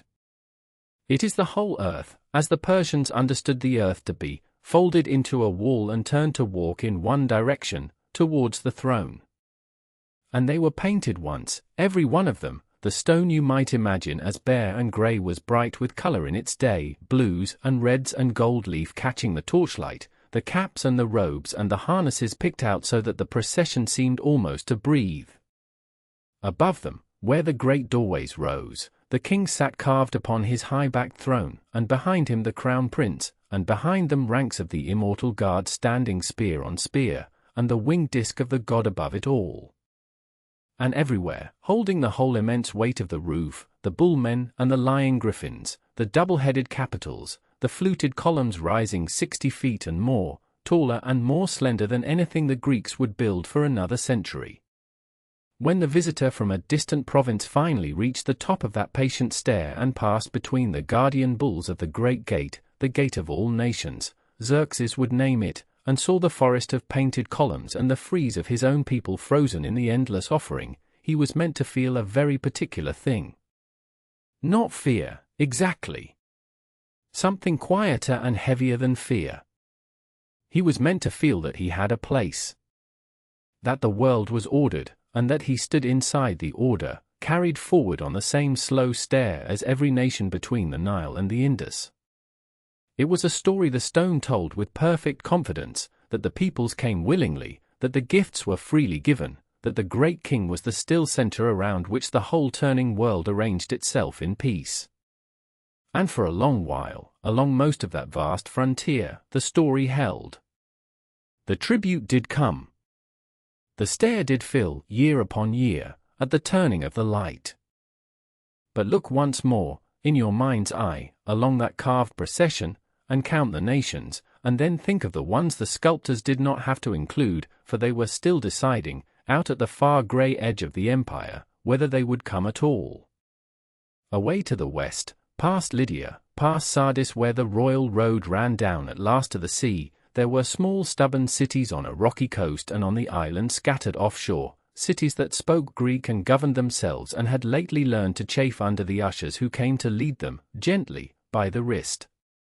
Their delegation was not yet carved. And soon they would send westward, across that same shining terrace of a sea, not gifts, but a decision, one that no horseman, however fast, and no wall of tribute, however beautiful, would ever be able to undo. Come away now from the carved stairways and the counted nations, and turn inward, toward something the reliefs could not quite show, the thing the Persians believed was moving, unseen, behind the whole bright machinery of their world. For a people who built roads you could measure and treasuries you could weigh, the Persians carried within them a vision of the cosmos that was not made of stone at all, but of a single, quiet, unending choice. And to understand them as they understood themselves, you must go back, far back, before Cyrus, before Persia was even a name that mattered, to a voice speaking somewhere on the wide grasslands of the east.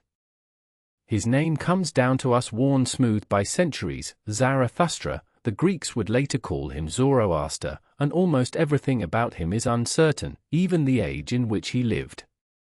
Some place him a few generations before the great kings, others push him back 1,000 years or more, into a time so distant that his words survive only as hymns, memorized and chanted long before anyone thought to write them down. Picture him, if you like, as a priest of the old herding peoples, a man who tended cattle and knew the smell of milk and smoke and cold morning air, and who one day began to teach something that unsettled the settled order of the gods. He spoke of a single great being above all others, the Ahura Mazda, the wise Lord, not merely the strongest of many powers, but the source of light, of order, of everything that is good and true and rightly made. And against that wise Lord, Zarathustra set not another god of equal weight, but something stranger and closer to the bone, the lie. In the old tongue it was called drudge, falsehood, deceit, the crookedness that pulls the world out of true. Opposed to it stood Asha, which is truth, but more than truth as we mean it, it is the right order of things, the way rivers ought to run and seasons ought to turn and men ought to keep their word. The whole of existence, in this vision, was a long contest between the two, between the truth and the lie, and every living soul, from the herdsman to the king, was placed upon the field of that contest and asked, gently but without escape, which side they would serve. Not by grand declaration. By each small act. A promise kept was a stone laid on the side of order. A lie told, a debt denied, a cruelty done, each of these was a little victory for the crookedness that wished to unmake the world. You can feel, even now, how such a teaching would settle into the mind of a people. It gave weight to ordinary honesty. It made the tending of a field, the raising of good cattle, the speaking of a plain true word into acts of quiet cosmic significance. And at the center of its worship stood not a bloody altar or a towering idol, but fire, clean, upward-reaching, hard to defile. To the followers of the wise Lord, fire was not itself a god to be adored, but the purest sign of him, the visible warmth of truth, the light that drives back the dark. In their sanctuaries a flame was kept burning and never, if they could help it, allowed to die, tended with care so that no unclean thing, no breath even, should foul it.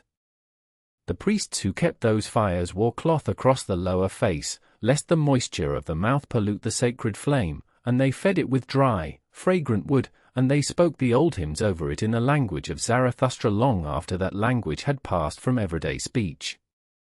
These priests the Greeks would come to know, and to fear a little, and to misunderstand a great deal.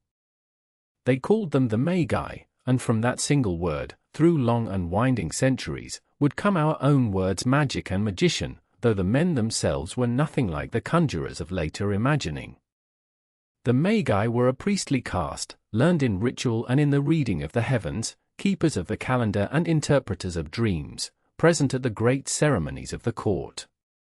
It was said they could tell the meaning of an eclipse or the significance of a sudden storm, and that no sacrifice at the royal table was complete without one of them chanting over it the ancient words. Whether every Persian king was, in the strict sense, a follower of Zarathustra's teaching, the scholars still gently argue among themselves. The old gods lingered, the practices blended, and belief in the ancient world was rarely so tidy as we would like. But the language of that faith, the wise Lord, the truth, the lie, soaked into the very speech of kingship, and there it left a mark you can read to this day. For when the great kings carved their words into the living rock of the mountains, they did not speak first of conquest, or of gold, or even of the nations they ruled. They spoke of truth. Listen to Darius, high on the cliff at Behistun, where his inscription looks down upon the old road. Again and again he tells us that the men who rose against him were followers of the lie, that they deceived the people, that a false claim and a false name were the root of every rebellion. And of himself he says the opposite, that Ahura Mazda favored him because he was not a lie follower, because he did no wrong, because he held to the truth. He prays that the land be protected from three things, and they are these: from the enemy army, from famine, and from the lie. It is a remarkable thing to find at the head of an empire's proudest monument, not a boast of strength, but a horror of falsehood, as though the king's deepest fear were not defeat in battle but being, at heart, untrue. And so the ideal ran downward through the whole of Persian life, or so they wished it to. A gentleman's son, the Greeks reported with some wonder, was taught three things and three things only: to ride a horse, to draw a bow, and to tell the truth. To lie was held the most shameful act a man could commit, worse, they said, than debt, because debt so often led to lying in the end. Whether every Persian lived up to it we cannot know. Peoples rarely live up to the thing they most admire, and that is often how you can tell what they admire. But the ideal was real, and it was theirs, and it gave to their empire a certain grave dignity, the sense of a power that believed itself to be, however imperfectly, on the side of order against chaos, of light against the dark, of the true word against the crooked one. Hold that thought, softly, as you drift, an empire that measured itself not only in provinces and tribute but in truth and lie, and a king who feared falsehood as he feared famine and the sword. It is a noble frame to lay upon the world, and for a long season it held. But the world does not always agree to be so cleanly divided. Somewhere far to the west, on that rocky Greek coast where the delegation had not yet been carved, men were beginning to tell a very different story about the great king, not as the servant of truth, but as its enemy, not as the keeper of order, but as the very shadow that free men must resist. Two peoples, each certain it stood on the side of the light. And the question that would soon cross the shining sea was not which of them was strong. It was which of them, in the end, was true, and whether such a question can ever be settled by anything but war.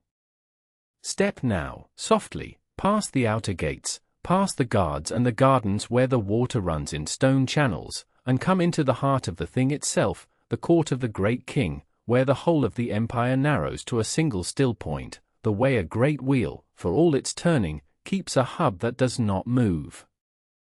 For that was the idea the Persians held of their monarch.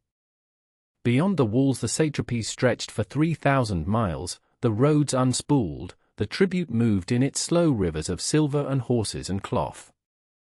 But here, in the painted halls of Susa and Persepolis, all that motion was meant to come to rest. The king was the center that held. And around that center, like the ordered rings of something built to last, stood the guard that the Greeks would remember longer than almost anything else the Persians ever made. They called them the Immortals. 10,000 men, chosen and trained and set apart, the finest infantry the empire could raise. The name was not their own, it came, most likely, from a traveler's ear catching a Persian word and turning it, so that Anusia, the companions, became Athenatoi, the deathless ones. But the mistranslation, if that is what it was, held a truth inside it that the Persians would not have minded. For the call was kept, always and without exception, at exactly 10,000. If a man fell in battle, or sickened, or grew too old to stand the long watches, another was ready that same hour to take his place, so that the number never wavered, never dropped to 9,999. To the eye, and to the enemy, the body of men seemed never to diminish. One died, the rank closed, the 10,000 went on. It was as though death itself had been quietly forbidden entry at the door, as though the guard, like the king it served, was meant to be a thing outside the reach of time. Picture them, if it helps you drift, on a day of ceremony. 1,000 of them carried spears whose butts were worked in gold, so that their weapons ended not in a plain iron shoe but in a golden pomegranate. The other 9,000 bore spears tipped in silver. Their tunics were sewn with scales beneath the cloth, their sleeves bright, their long spears held upright in a forest that did not sway. And behind that outer guard stood a smaller, closer circle still, the king's own bodyguard, the spear-bearers and the apple-bearers, named for the golden apples that weighted the ends of their shafts. Layer within layer, the palace folded protection around the man at its center, each ring more trusted than the last, until at the very heart there was only the king, and the small handful permitted to come near his person. And to come near him was no small thing. When a visitor was at last admitted to the presence, an envoy, a satrap, a suppliant who had traveled half a world to be heard, he did not simply walk up and speak. He performed the proskinesis, the act the Greeks found so strange and so troubling that they wrote of it again and again, half in fascination and half in horror. Exactly what it required seems to have shifted by rank, for some, a bow, for a lesser man before a greater king, perhaps the full prostration, the body lowered to the floor, the lips brought to the ground or blown as a kiss toward the throne.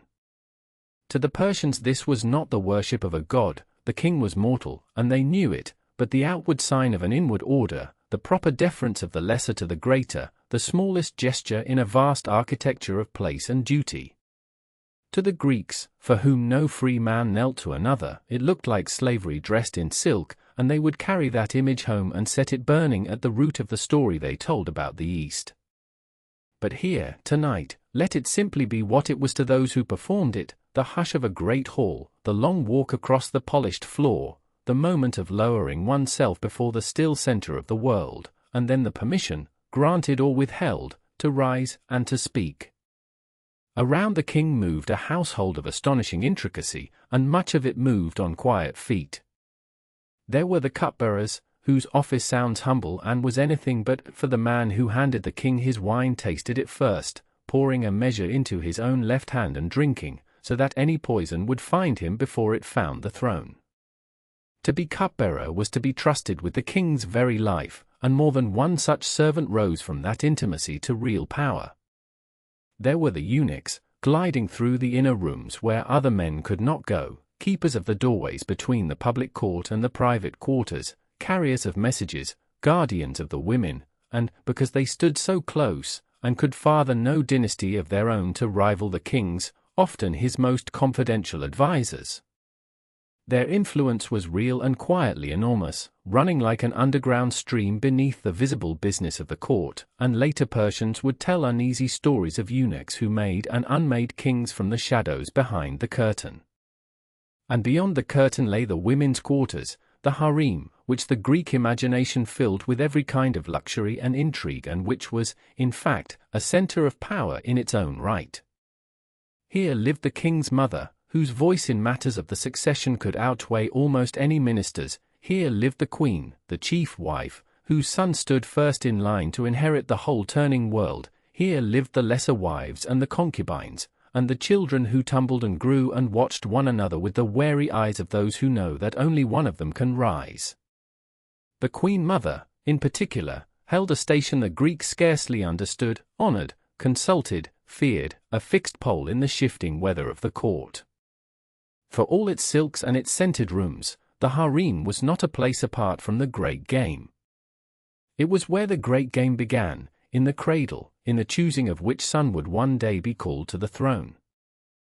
And the king himself, at the center of all this, how did his day move? Slowly, and by rule.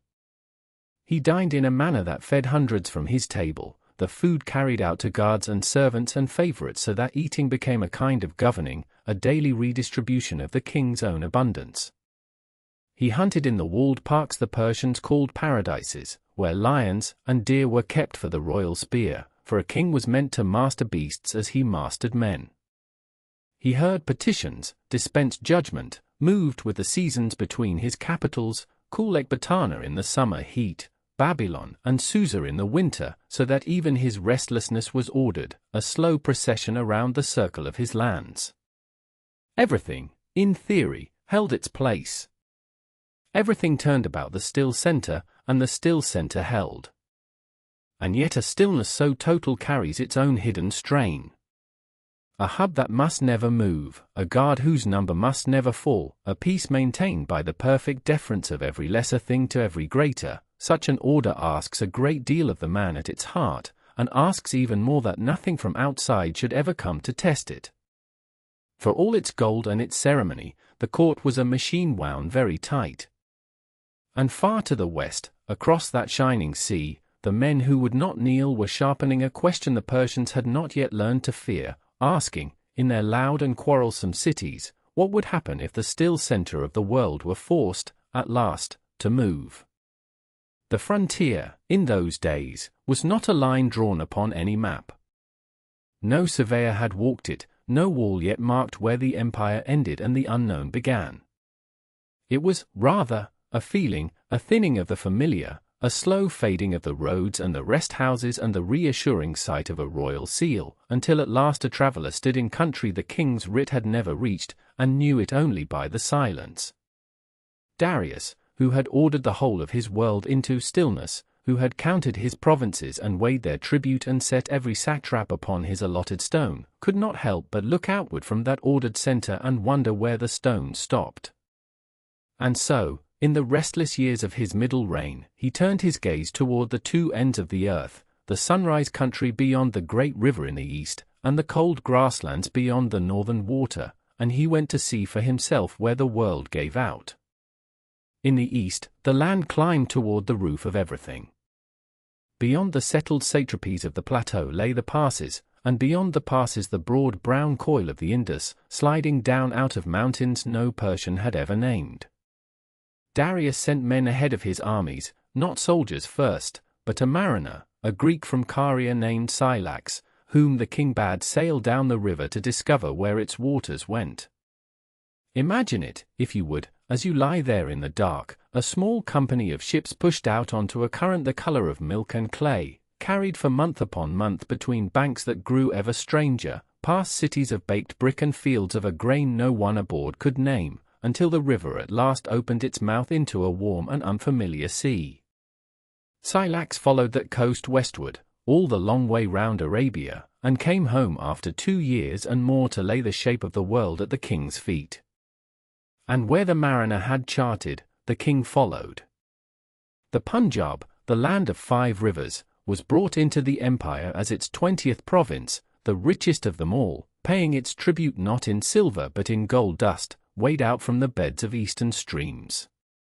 It was the farthest east that Persian power would ever reach, a green and humid corner so distant from Persepolis that a courier's news arrived already old, and the men who governed there must often have felt themselves not at the edge of the empire but at the edge of the map itself, where the known simply stopped and the rumored began. Yet the East, for all its distance, could be held. It had rivers and cities and harvests, it had things a tax collector could count. The North was another matter entirely, and it was the North that would teach Darius the lesson that even he, master of the still center, was not permitted to forget. Beyond the Danube, that broad grey river the Greeks called the Ister, stretched the Scythian lands, an ocean of grass rolling away without feature or end, under a sky that seemed to press the whole world flat. The people of that grass kept no cities. They built no walls, sowed no fields, raised no temples for an enemy to burn. They lived upon their horses and in their wagons, following their herds across the seasons, and they carried their homes and their wealth and their gods with them wherever they went. Darius, they say, meant to punish them for old raids into Asia, or perhaps only to know what lay past the river, but a king who has bridged the Bosphorus with boats and marched a host of many nations across it does not turn back for a whim. He crossed into the grass expecting a war. What he found was emptiness. For the Scythians would not stand and fight. They understood, as no settled people could, the terrible strength of having nothing to defend. As the great Persian column advanced, they simply withdrew before it, always a day ahead, always just beyond the horizon, a smudge of dust that dissolved whenever the army quickened its pace. And behind them, as they went, they left ruin of a peculiar and patient kind. They filled in the wells. They fouled the springs. They burned the grass, mile upon mile, so that the horses of the invaders had nothing to crop and the men breathed ash beneath a sky gone brown at noon. Darius marched his splendid army deeper and deeper into that scorched vacancy, and the vacancy swallowed him whole. There was no capital to seize, no king to bring to battle, no field of the dead to prove a victory. There was only the grass, and the horsemen at its edge, and the slow grinding away of everything the Persians had brought with them. They tell a story of that campaign, and it is the kind of story that holds a truth larger than its facts. As the Persians wandered, footsore and hungry, the Scythian king sent Darius a gift, not words, for the men of the grass set little store by writing, but a bundle of 4 things laid plainly before him, a bird, a mouse, a frog, and 5 arrows. And the Persian court fell to arguing over what it meant. Darius chose to read it as a surrender, the bird for the sky, the mouse for the earth, the frog for the water, the arrows for the fighting men, all of it, he said, laid down at his feet. But an older and wiser counselor read it the other way, and it is his reading that history remembered. Unless you can fly into the sky like the bird, or burrow into the earth like the mouse, or dive into the marsh like the frog, you shall never go home again, but shall fall to these arrows. It was not a surrender. It was a riddle, and the riddle was a warning, and the warning was the plain shape of the land itself. And Darius, who had counted every province and set every stone, understood at last that here was a country he could not count. There was nothing to hold, and so nothing could be taken. There was no center, and so his own great gift for ordering things about a center found nothing to grip. He had come to the ends of the earth, and the ends of the earth had declined to be conquered. So the King of Kings did the one thing his whole reign had been built to make unthinkable: he turned around. Under cover of night, leaving his campfires burning and his sick and his weary behind to keep the fires bright and fool the watching horsemen, the great army stole back the way it had come, hurrying now toward the river and the bridge and the safety of the ordered world, harried at its heels by the very people it had marched so far to master. He reached the Danube. The bridge, by a narrow margin and a loyalty that had wavered, still stood. He crossed, and he did not go north again. It was not a defeat, exactly, no host was destroyed, no province was lost, and Darius came home to reign for many more years over lands more vast than any king before him. But something had been shown, out there in the burning grass, that could not afterward be unseen. The empire had edges. There were places its perfect order could not reach and peoples its immense weight could not press down. The still center had moved, had ventured out past the last of its own stones, and had discovered, quietly, without disaster, but without mistake, the one thing a machine wound so very tight is never meant to learn, that it was not, after all, the whole of the world. And far away to the west, across that same shining sea, the quarrelsome cities that would not kneel were still there, still sharpening their question, waiting for the day the center would be forced to move again, and that time, not by its own choosing. across the water from all the marble palaces and the audited granaries, along a coastline where the mountains of Asia leaned down to meet the sea, there lay a fringe of Greek cities that had been Persian for a generation and had never once felt at home in it. The Ionians, they were called, men of Miletus and Ephesus and Priene, of Phocia, and Teos and Carlophon, descendants of Greeks who had crossed the Aegean long ago and built their harbors where the land was kindest. They were not a nation. They were a scatter of proud little republics, each with its own quarrel and its own harbor dues, its own way of counting the year. And over each of them the great king had set a tyrant, a local strongman who governed in his name and answered to his satrap at Sardis, and forwarded the tribute, and kept the peace as Persia understood peace, which was to say, kept it very still. For a while that stillness held, the way a held breath holds. The cities grew rich on trade, as they always had. Their ships carried grain from the Black Sea and wool from the hills and the fine painted pottery that the whole Mediterranean wanted. But wealth under another man's thumb is a restless thing, and there is a particular resentment that grows in a clever people ruled by men they did not choose. They looked west, across that shining sea, to Athens and to the other cities of the Greek mainland, where men governed themselves and argued in the open air and answered to no king at all, and something in them ached at the difference. The tribute was not crushing. The tyrants were not, most of them, cruel. But the whole arrangement pressed on them like a low ceiling in a house where the people had grown tall, and they went about their days a little stooped, and did not quite know it until the day they stood up. It began, as these things so often do, not with a principle but with a man in trouble. Aristagoras, who governed Miletus for the king, had promised the Persians an easy conquest of an island called Naxos and had delivered instead an expensive failure. He was in debt to his satrap and out of favor, and a man in that position begins to calculate very quickly. Rather than wait for the king's displeasure to find him, he chose to leap ahead of it, and in the winter of the year the Greeks would remember as 499 before the Common Era, he did an astonishing thing.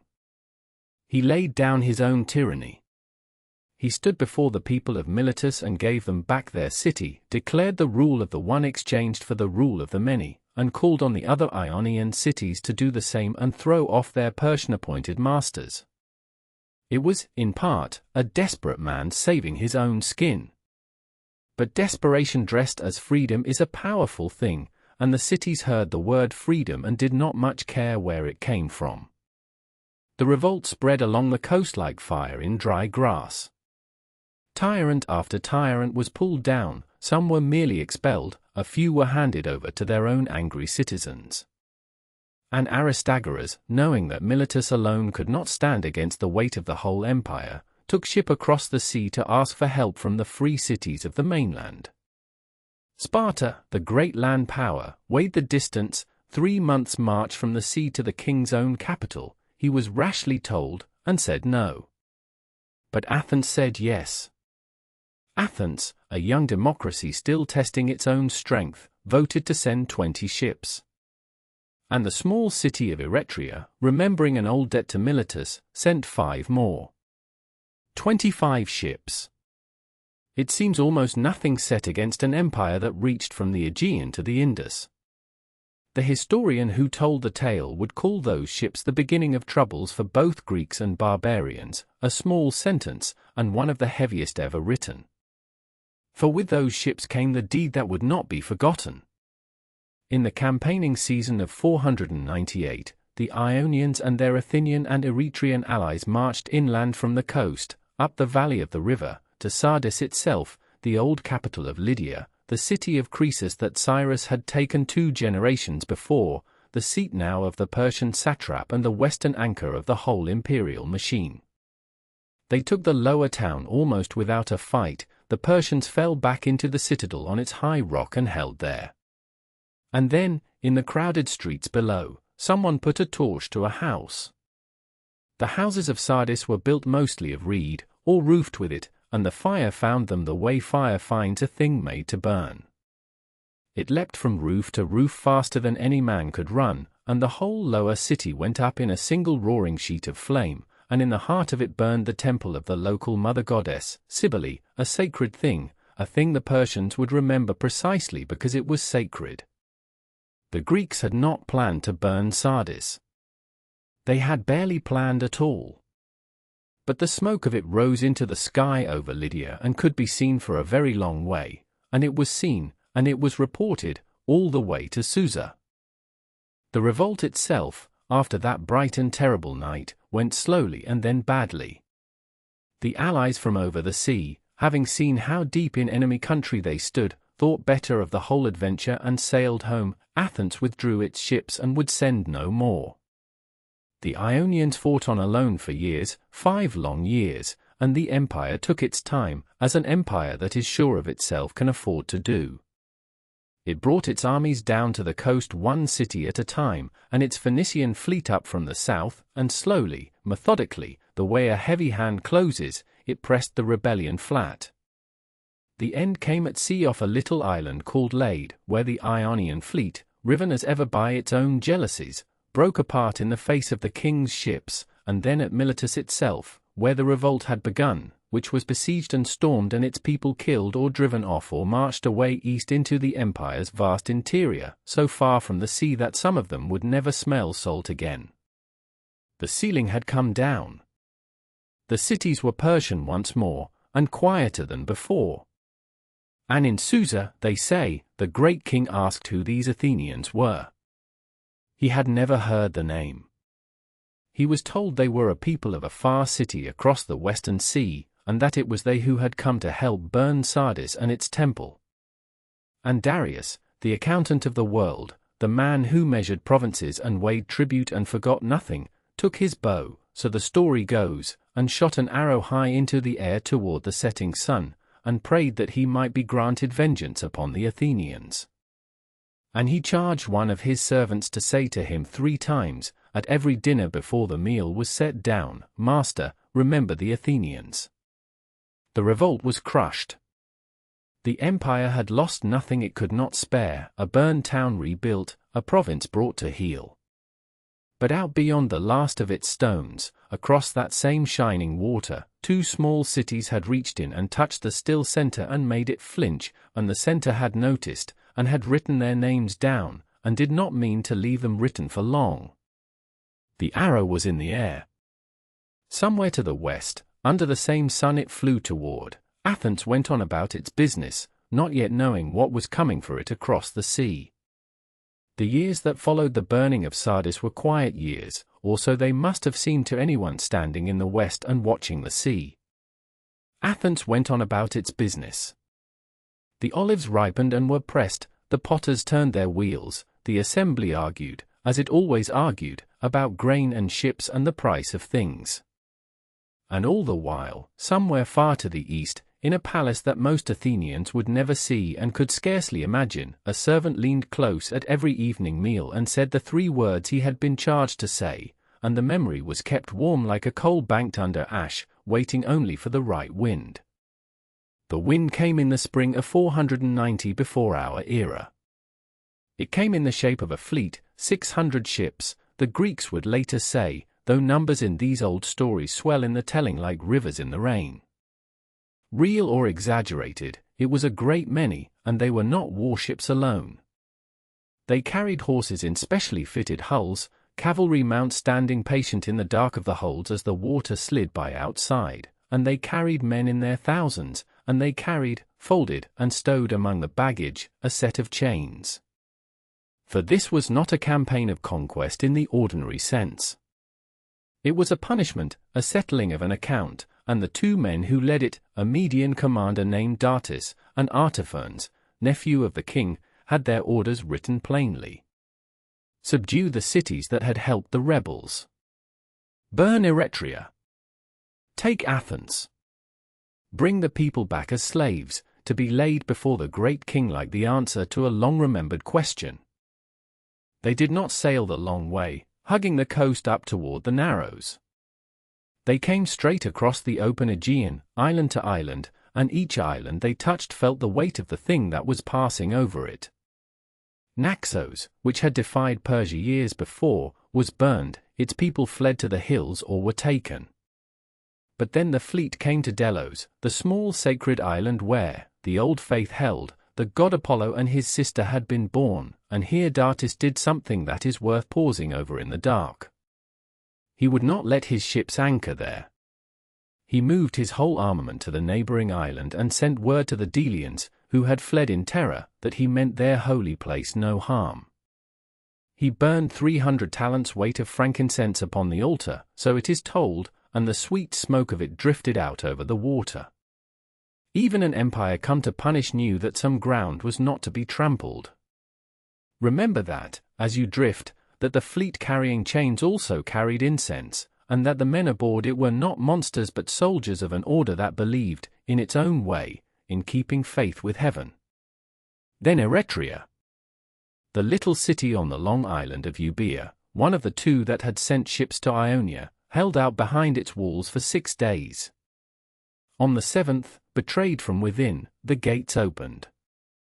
The temples were burned in payment for Sardis, the fire answering fire across the years and the sea, and the people were rounded up and put aboard the ships to begin the long journey east into captivity. And with Eretria fallen, only one name was left uncrossed on the list. Only one debt remained. The Persians landed on a curving plain on the eastern coast of Attica, a stretch of flat ground between the mountains and the shore, sheltered, good for horses, ringed at one end by marsh. The place was called Marathon. It was chosen, some believe, on the advice of an old Athenian exile who sailed with the fleet, a former tyrant of the city, grown grey in the Persian court, dreaming of riding home behind a foreign army to rule the streets that had cast him out. He knew this coast. He knew the plain would suit the cavalry. And so the ships came in, and the horses were led down onto the sand, blinking in the Greek light, and a camp of many thousands settled itself upon the shore, and the smoke of its cooking fires rose into the clear air, and waited. Word ran to Athens the way fire runs through dry grass. The city did what it could. It sent out its whole army of citizen soldiers, perhaps 9,000 men, farmers, and craftsmen who owned their own armor, joined by a faithful 1,000 from the small town of Plataea, who came because Athens had once stood by them and they would not now stand apart. 10,000, then, against a host that may have been twice their number or more.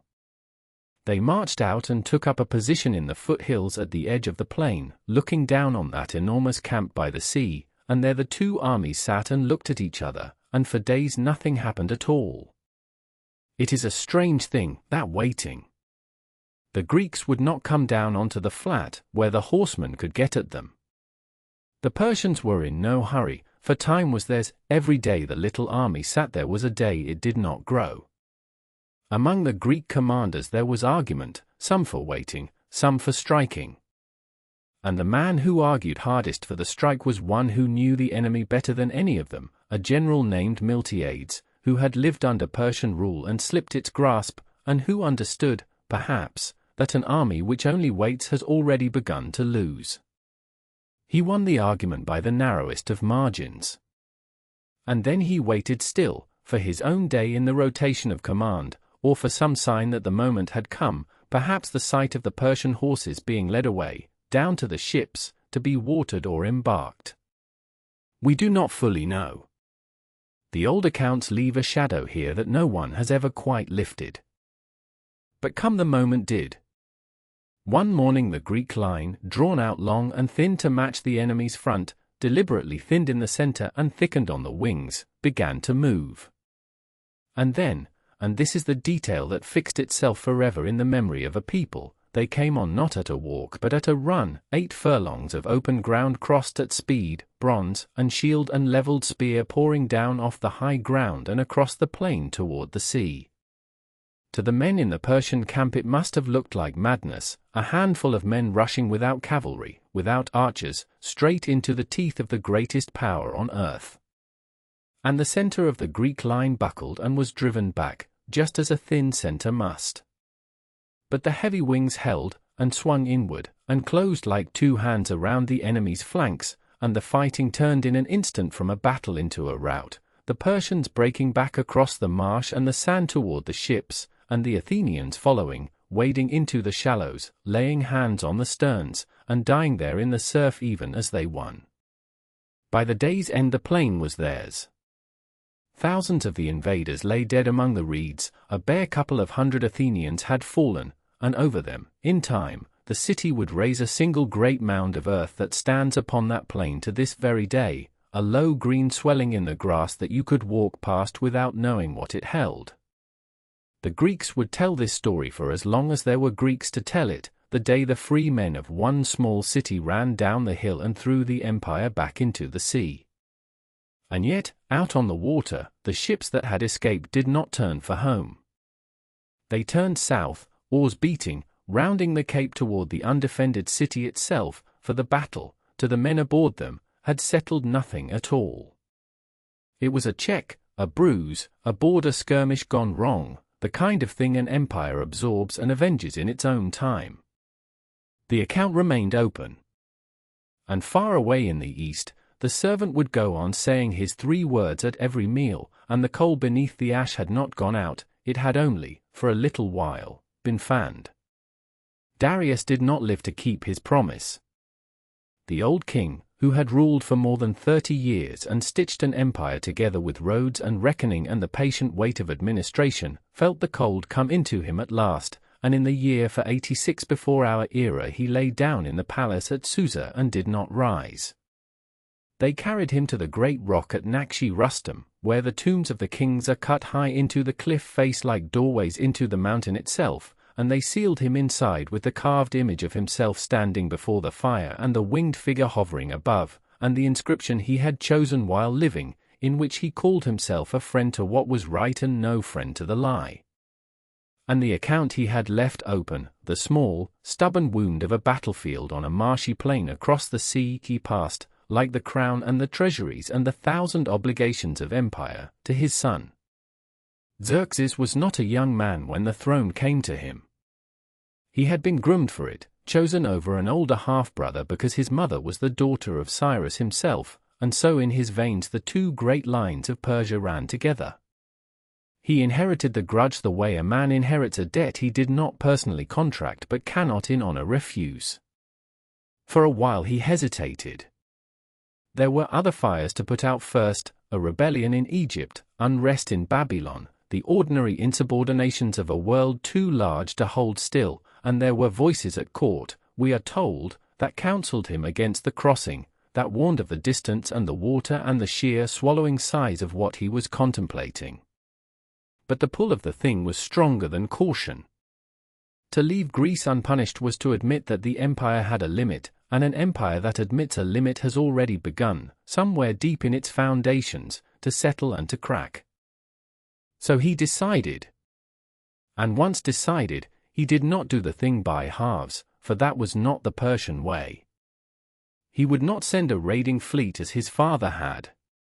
He would bring the whole world with him, on foot, by land, marching around the top of the sea and down through Thrace and Thessaly into the heart of Greece, and he would spend years preparing it, and the preparations themselves would be a kind of statement, a way of announcing to gods and men alike that the King of Kings was coming and the earth had better make itself smooth for his passing.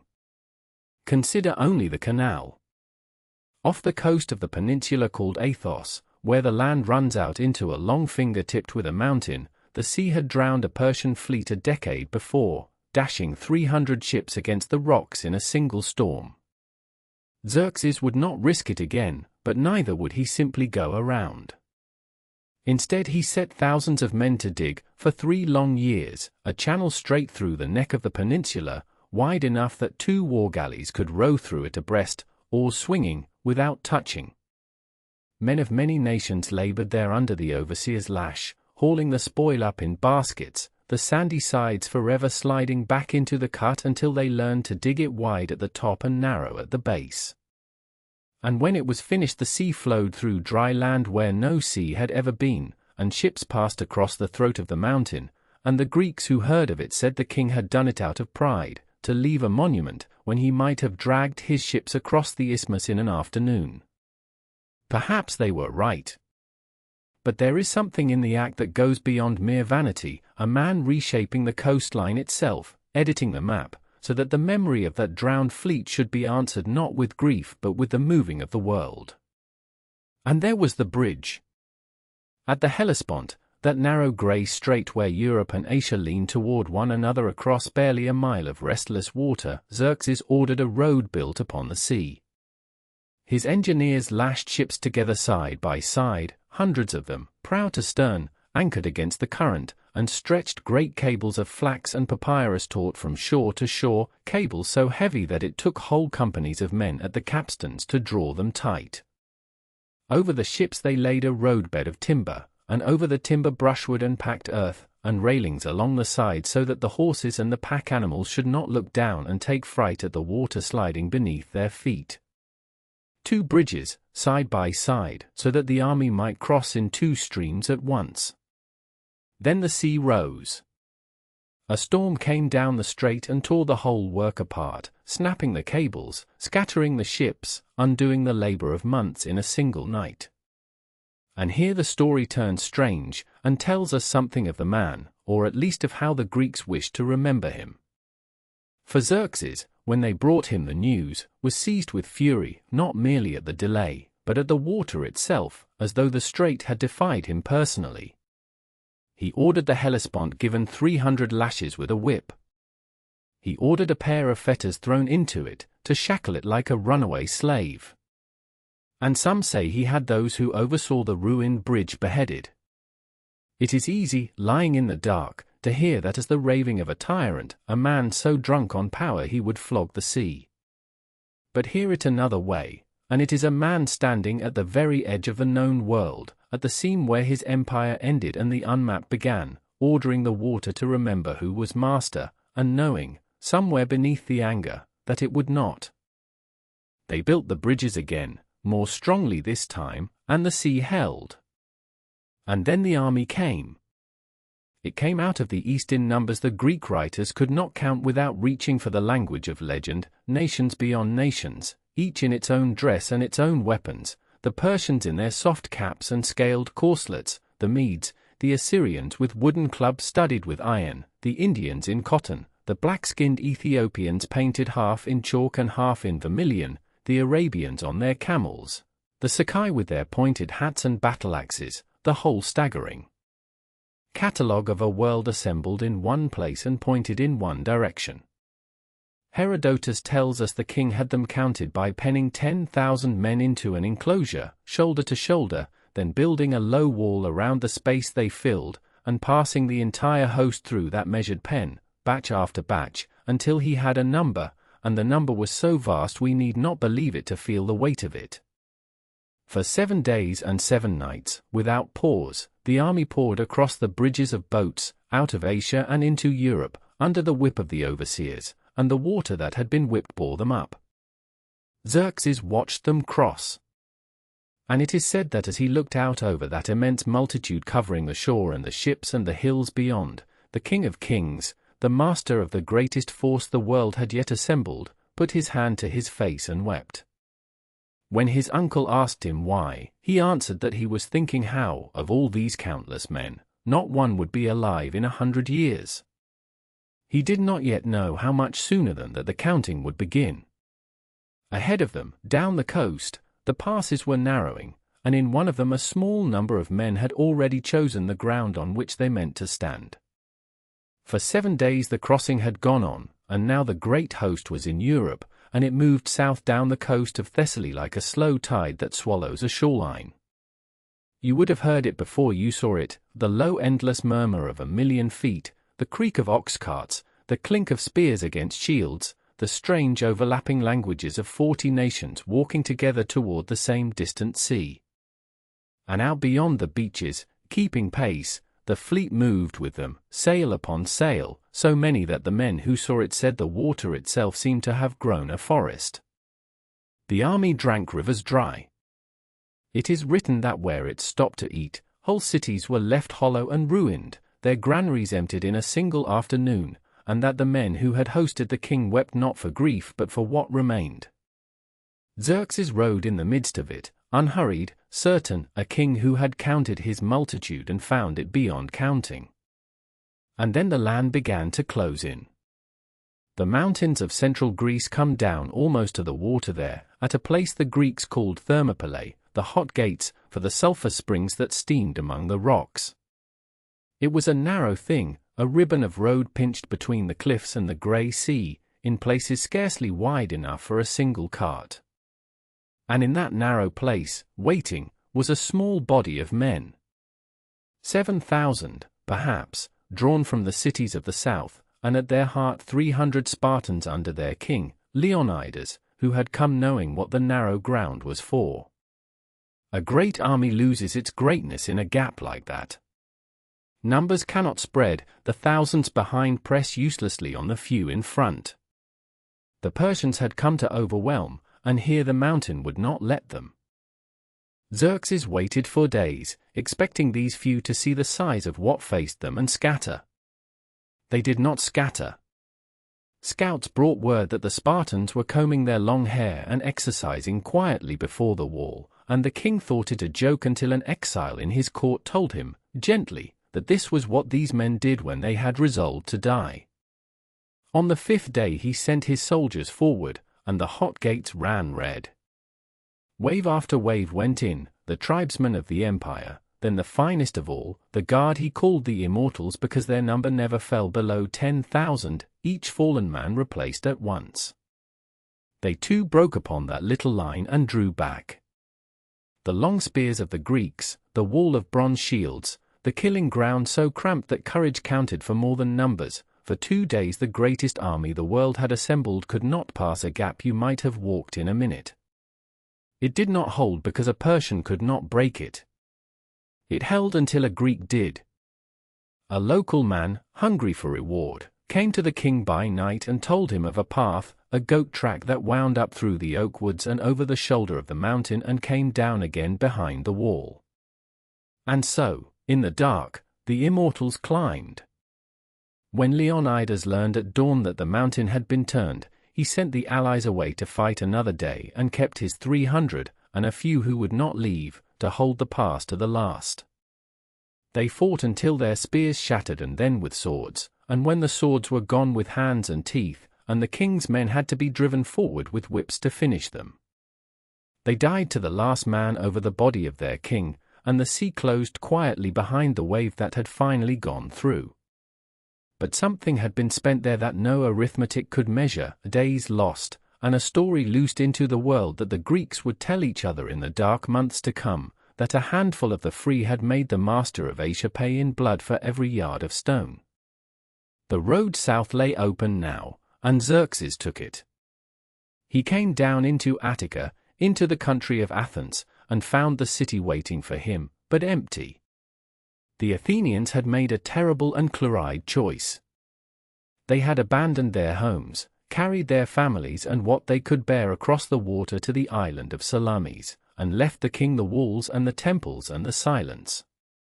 A few defenders held the sacred rock of the Acropolis behind a barricade of timber, trusting an old prophecy that spoke of a wooden wall that would keep them safe.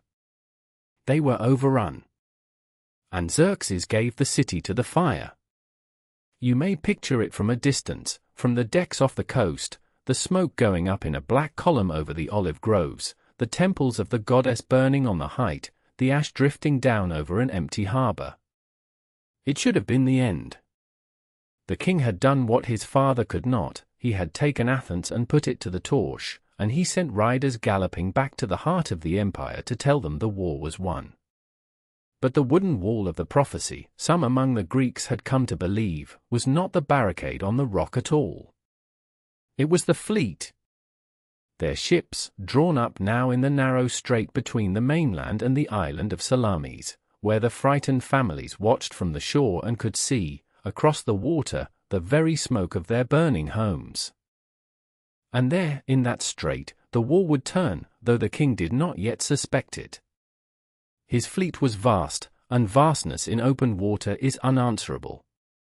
But the Greeks would not fight in open water. They lured him instead into the narrows, that channel hardly a mile across in places, hemmed by land on either side, where 1,000 ships have no more room than 100. It is said a message came to Xerxes in the night, perhaps a trick, perhaps not, telling him the Greeks were quarreling and meant to slip away before morning, and that if he closed the exits he could take them all. And so, in the dark, he ordered his squadrons to seal the strait, and his rowers bent to their oars all night, and by dawn the great fleet was crowded into the narrow water, packed hull to hull, with no space to turn. Xerxes did not fight from a deck. He had a throne of gold carried up onto the slope of a hill on the mainland, above the strait, and he sat there in the early light with his scribes beside him to write down the names of those who fought well, so certain was he of the victory he had come to watch. Below him the water was silver and still, and then it was not. From behind a headland the Greek ships came, in order, singing as they came. You could hear it drift up the hillside, that low chant rising over the water, and they struck the crowded Persian line and drove their bronze rams into its side. And the very numbers that had been the king's strength became his ruin. The ships behind pressed forward, not knowing the ships in front had stopped. The front rank, broken and trying to back away, fouled the oars of those behind, and in that closing space the mighty fleet turned upon itself, hull grinding into hull, oars snapping like reeds, until the strait was a floating wreck of shattered timber and drowning men. And on the golden throne, high on the hillside where he had come to keep a tally of glory, the King of Kings sat very still, and watched his ships come apart below him, one by one, in the bright and narrow water, and did not yet understand what it would cost him to have watched. The king watched from his throne of gold, and understood nothing yet, but he understood enough. That night, in the smoke-lit camp above the burning strait, Xerxes made his decision, and it was the decision of a man who had felt the ground shift beneath a certainty he had never before questioned.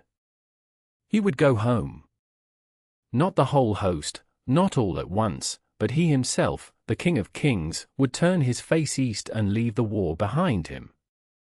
There is an old story, and it may only be a story, that what frightened him most was not the loss of the ships but a sudden fear that the Greeks might sail ahead of him to the Hellespont and break the great bridge of boats, and strand him on the wrong side of the water, in the land he had come to conquer. And so the retreat began not in defeat, exactly, but in unease, the unease of a man who had learned that the world was larger and stranger than his tally of it. He did not go alone in spirit, though. Before he left, he called to him the one man he trusted to finish what he could not, and that man was Mardonius. Picture him in the firelight, a general in the full strength of his years, a kinsman of the king, ambitious and proud and still burning with belief in the great enterprise. It had been Mardonius, in the councils long ago, who had argued loudest for the invasion, and now, with the fleet in ruins and the king unmanned by the sea, it was Mardonius who offered to stay. "Give me the best of the army," he said, "give me the picked men, the ones who do not flinch, and I will yet lay Greece at your feet, and the shame of the ships will be washed away." And Xerxes, glad of any hand held out to him in that dark hour, agreed.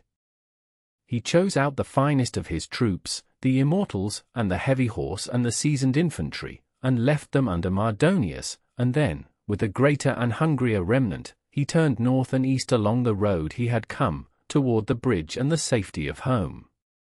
That march was its own long suffering, though few songs remember it. Autumn was closing over Greece, and the roads that had fed a marching empire on the way in had nothing left to give on the way out. The land had been stripped bare the first time. Now the great column moved back over it slowly, and hunger walked beside the men, and then sickness came, and the two of them together did what no Greek phalanx had managed. Soldiers ate what they could tear from the fields, the bark from trees, the grass itself, and still they fell, and the army left its trail of them along the northern road like seed scattered by a careless hand. When at last they came to the Hellespont, the bridge, the marvel that had carried a nation across the sea, was gone, broken up by storms, and there was no crossing it. They went over in ships instead, ferried across the cold water in the failing light of the year, and the host that had darkened the earth on its way to Greece came home a shadow of itself.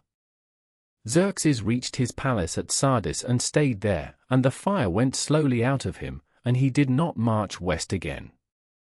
But he had left the fire behind, in Mardonius, and it had not yet burned down. Through the winter the general wintered his men in the north, in Thessaly and the friendly lands, and he was patient, and he was clever, and he did not merely wait.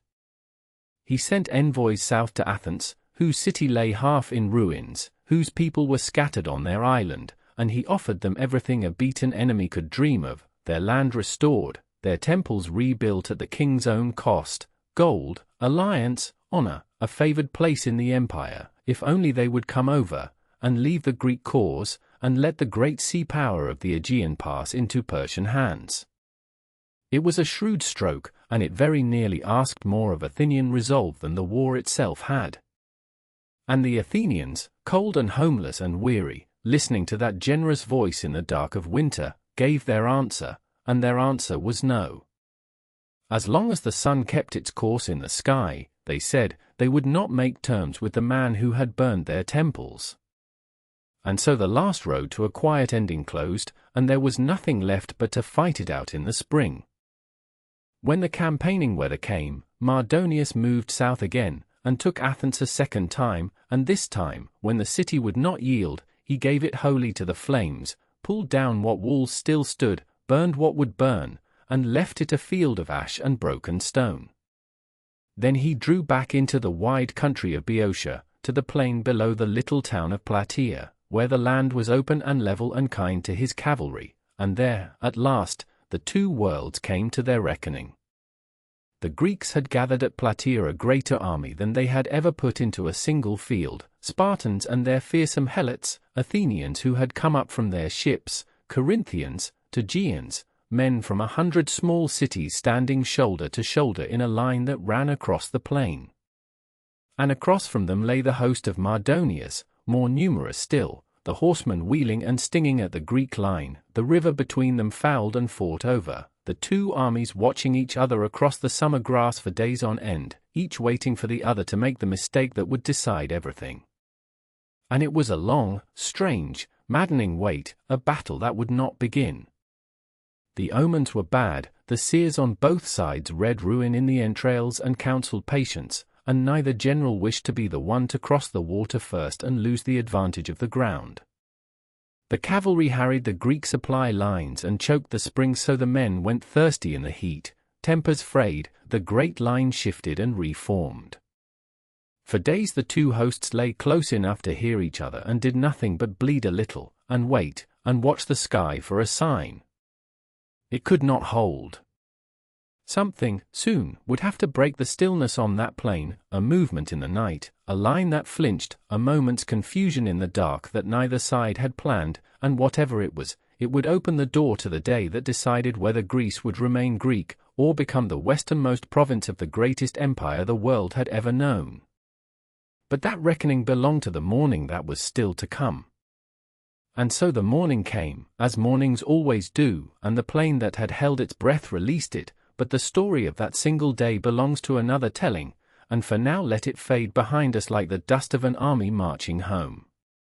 Step back from the shoreline, from the narrow places where Greeks and Persians measured each other with spears, and let your eye lift instead over the whole breadth of the empire, over the long slow century that unfolded once the great invasions had spent themselves. For this is the strange truth the schoolbook seldom pores on, that even as the wars with Greece dwindled and cooled, the empire itself did not falter. It grew richer. It grew calmer.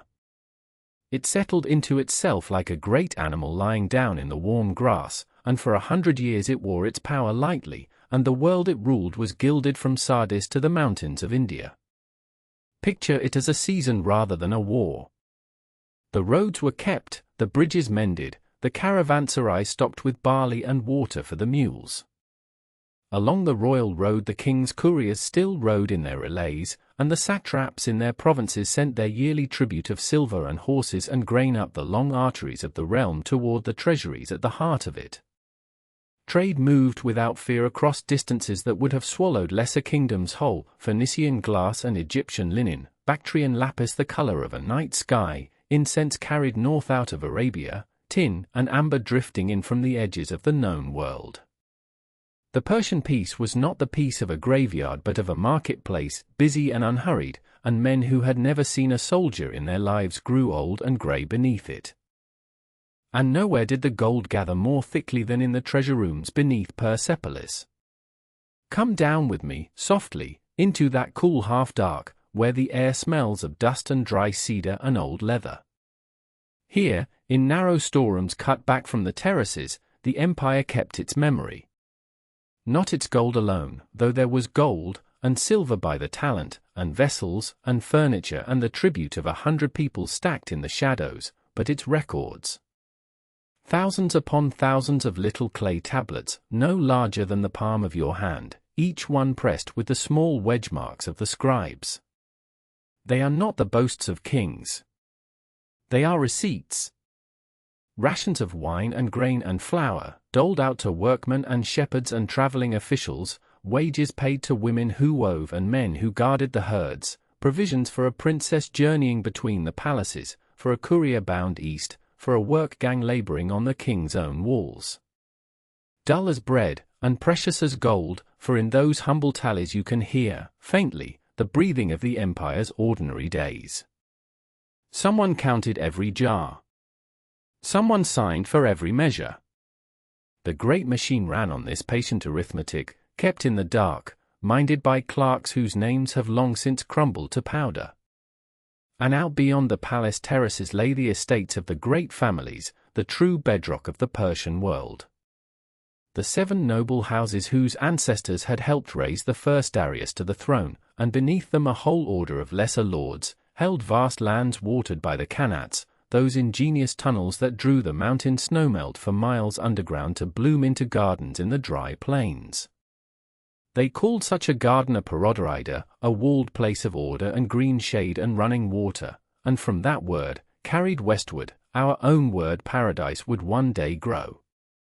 Imagine those enclosures at evening, the plane trees, the pomegranates heavy on the bough, the channels of clear water catching the last of the light, the peacocks stepping through the grass.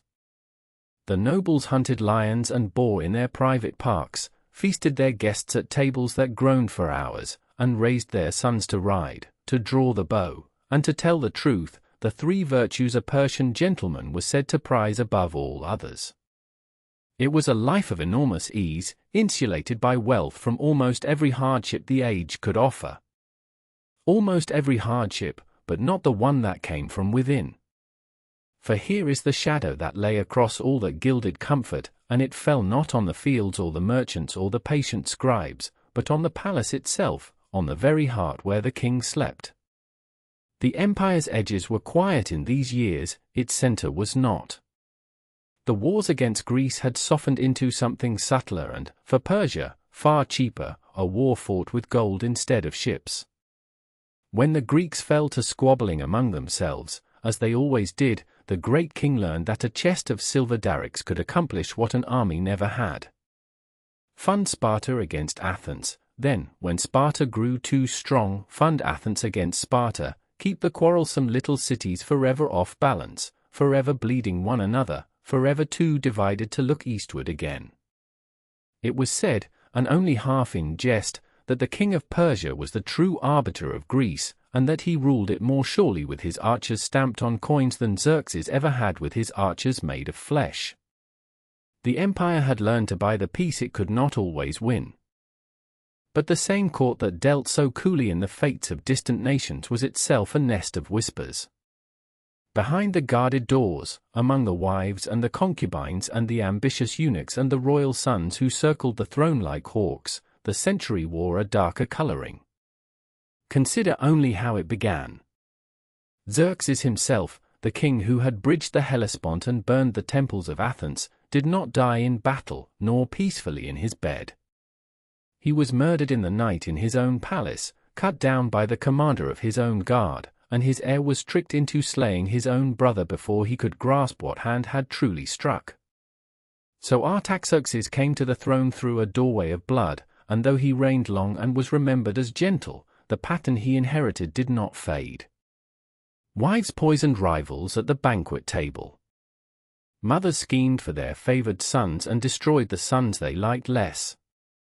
Eunuchs who dressed the king and tasted his wine held, in their soft and silent hands, a power that no satrap in the provinces could dream of. A princess named Parysatis, cool, patient, terrifyingly clever, would move through these years like a slow tide, avenging every slight upon her family across decades, settling scores at the dice table and the dinner and in the quiet of the harem, so that men who had wronged her house woke one morning to find death already sitting at their side. It is a strange thing to hold in the mind as you drift toward sleep, that the largest and most orderly empire the earth had yet seen, so calm along its 1,000 roads, so patient in its counting houses, should carry at its very core this small hot chamber of jealousy and fear. The tribute flowed in, the gardens bloomed, the scribes counted out their jars of wine by lamplight.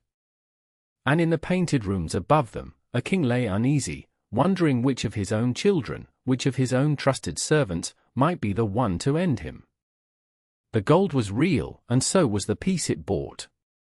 But the throne it all rested upon had grown into a thing coveted so fiercely that the getting of it, and the keeping of it, would in the end matter more to the men who wore the crown than all the vast contented world that lay beyond their walls. And one of those restless royal sons, born to a mother who loved him beyond all reason, was even now growing toward a day when he would decide that his elder brother's throne should have been his, and that he would ride the length of the empire to take it. There is a place, far to the south of Babylon, where the two great rivers of Mesopotamia draw close together before the land opens out toward the sea, and it was here, on a plain baked flat by the sun and stitched with irrigation canals, that the fate of an empire turned on a single reckless afternoon. But to understand that afternoon, you must first drift back a little, to the palaces where two brothers had grown up beneath the same roof and come, in time, to want the same thing more than they had ever wanted anything else.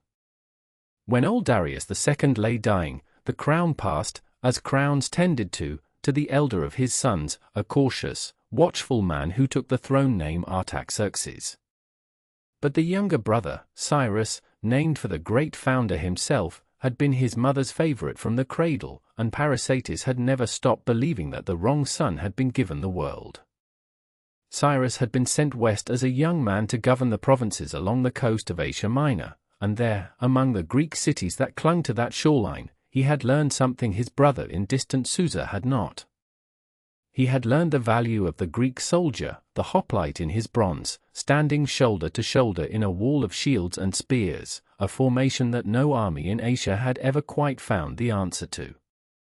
And quietly, patiently, with the gold that flowed to him from the provinces he ruled, Cyrus began to gather them. He did it under a gentle lie. He told his captains he meant only to settle a quarrel with a neighboring lord, a small campaign in the hills, nothing that would trouble the King of Kings. And so from all across the fractured, quarrelsome world of Greece they came, men worn thin by the long wars between their own cities, younger sons with no land, exiles, adventurers, soldiers who knew no trade but the spear. Roughly 10,000 of them assembled at Sardis in the spring, hardened professionals drawn by Cyrus's famously open hand, and they set out eastward believing they marched only a short way. Mile after mile the road unspooled behind them.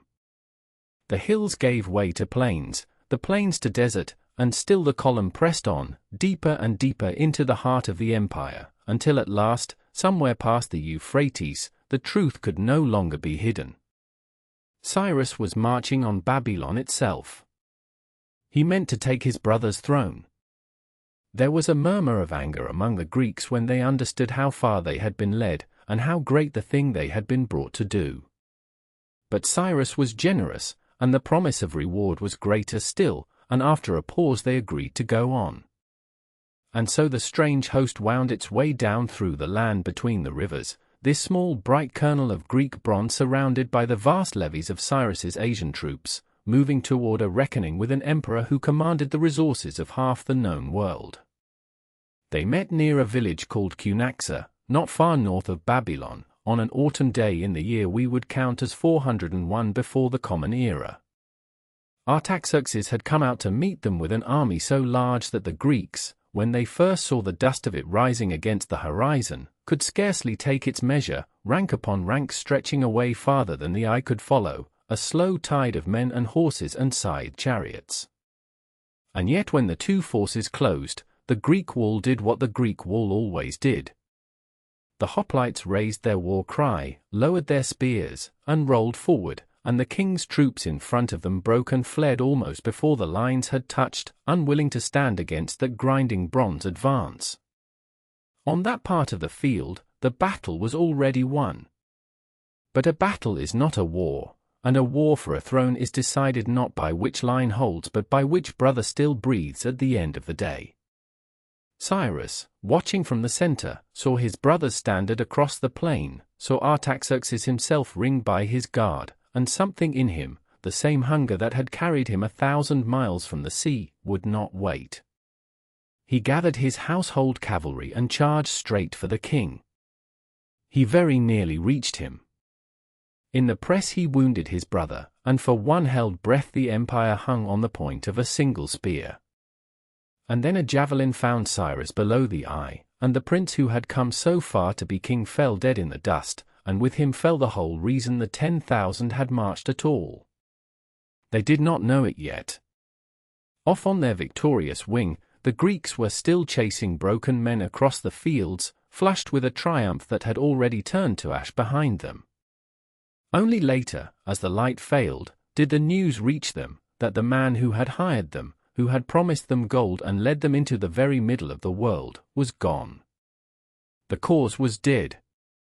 Their Asian allies had melted away in the night. And they stood, some 10,000 foreigners, on a plain a march of many hundred miles from any friendly shore, surrounded by the army of a king whose brother they had come to kill. What followed is one of the most remarkable journeys in all of ancient memory, and it was set down for us by one of the men who lived it, an Athenian named Xenophon, a student of Socrates who had come along almost as a tourist and found himself, when the officers were murdered, chosen to help lead the survivors home. For the king's men did not risk another charge against that bronze wall.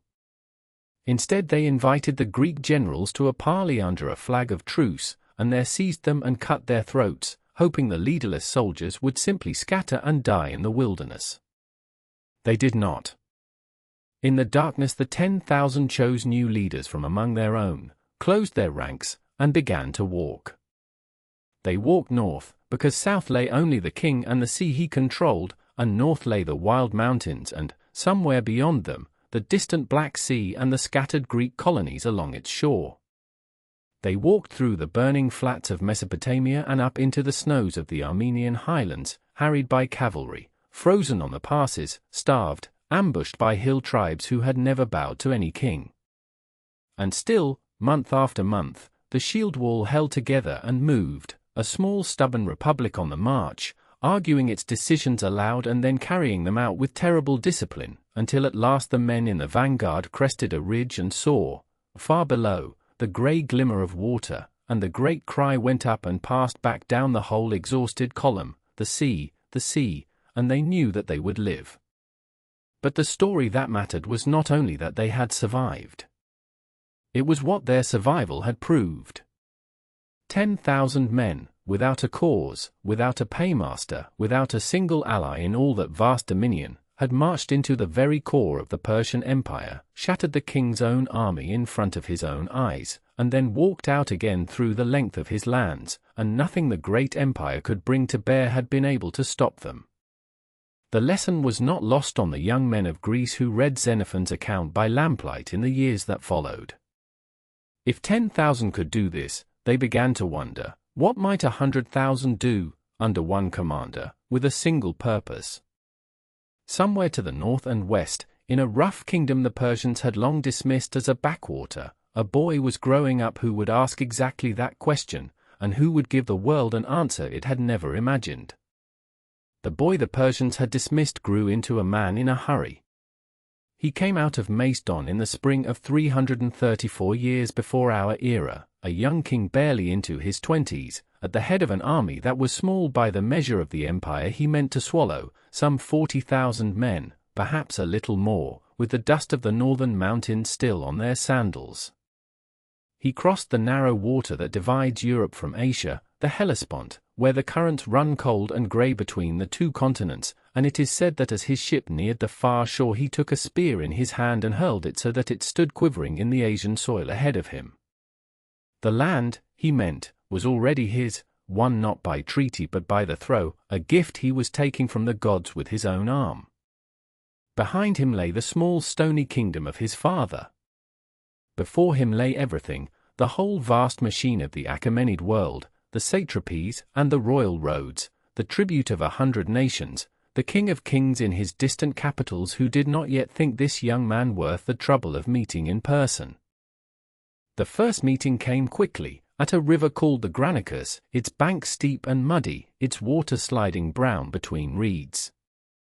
The Persian nobles of the western provinces had gathered there, a glittering wall of horsemen in scale armor, and they made the sensible calculation that the crossing would break the Macedonians as they scrambled up the slick far side. But Alexander did not wait for evening or for wisdom. He went straight across, into the current and up the mud, and the fighting closed around him so tightly that a Persian blade sheared away part of his helmet and came within a breath of ending the whole adventure in its first hour. He lived. The Persian line buckled and then broke, and the western door of the empire swung open behind it. All along the coast the old Greek cities of Asia Minor, which had paid their tribute to Persia for generations, opened their gates to him one after another, and the news traveled inland the way a crack travels across ice, quietly at first, and then all at once. Now the King of Kings took notice.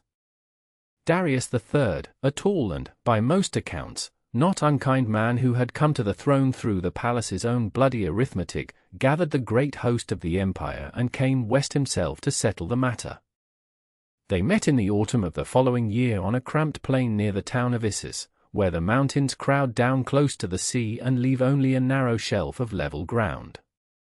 It was the worst possible place for a great army to fight a small one, for numbers count for nothing when there is no room to bring them to bear, and the Persian multitude found itself pressed and folded against the hills with the sea at its flank. Alexander drove his cavalry like a wedge straight toward the center, toward the tall figure in the chariot beneath the royal standard, and Darius, seeing the wave coming, seeing his guard cut down around him, turned his chariot and fled. Perhaps it was cowardice. Perhaps it was the cold sense of a king who knows that while he lives the empire lives, and that a dead sovereign on a nameless plain is worth nothing to anyone. He rode into the dusk and left behind him his tent, his treasure, and his own mother, wife, and children, who woke the next morning to find themselves the prisoners of a foreign boy. He treated them, the accounts agree, with a courtesy that surprised everyone, and the war went on. For 2 years more the young king unwound the empire from its edges. He turned south rather than chasing Darius, and took the long coast, and the great cities of the Levant fell to him, and Egypt opened like a flower and called him the son of its gods. And all that while Darius was gathering again, deep in the heart of his own lands, calling in the horsemen of the far east, the riders of Bactria and the soccer of the steppe, the side chariots with their whirling blades, and even, it was said, a handful of elephants brought up from the edge of India, every strength the great empire still possessed, assembled for one last throw. This time he chose the ground with care. On a wide, flat, open plain near a place called Gaugamela, out beyond the Tigris, he had the earth itself leveled and cleared so that his chariots could run and his vast wings could sweep around the smaller army and swallow it whole. Here there would be no narrow shelf to save the Macedonians. Here there was room for numbers to do their terrible work. The night before the battle, they say, the young king's officers looked out at the plain and saw the Persian fires stretching to the horizon like a second sky come down to earth, uncountable, and they came to him and urged him to attack in the dark, when numbers could not be seen and so could not frighten. And he answered, with the flat confidence of a man who had never yet lost, that he would not steal a victory. Then he went to his tent and slept so soundly that in the morning they had to wake him. When the two armies finally moved against each other across that swept and waiting ground, the Persian wings did begin their great encircling sweep, and for a while it seemed the plain would close around the Macedonians like a fist. But Alexander had drawn his line at a slant, holding back, waiting, and when a gap opened in the Persian center he poured through it at the head of his companions and drove once more straight at the heart of the enemy, at the tall figure beneath the standard. And once more, At the sight of that wedge of iron coming on, Darius turned and fled. With him fled the last real army the Achaemenid house would ever field. When the dust settled and the sun stood high over the wreck of chariots and the scattered dead, 200 years of Persian dominion, Cyrus and Cambyses, Darius the Great and Xerxes, the tribute of the world and the fire on the mountain altars, had, in the space of a single afternoon, come quietly to its end. Darius rode east into the highlands, a king now without a kingdom, trailing the loyal remnant of his court and a dwindling company of the men who had once ruled the earth in his name. He meant, perhaps, to raise the far provinces, to fight another day from the mountains of the east. But an empire that has lost its center cannot hold its edges, and the men around him could smell the change in the wind. His own kinsman Bessus, satrap of Bactria, a great lord in his own right, saw no future in a fugitive master, only in becoming a master himself.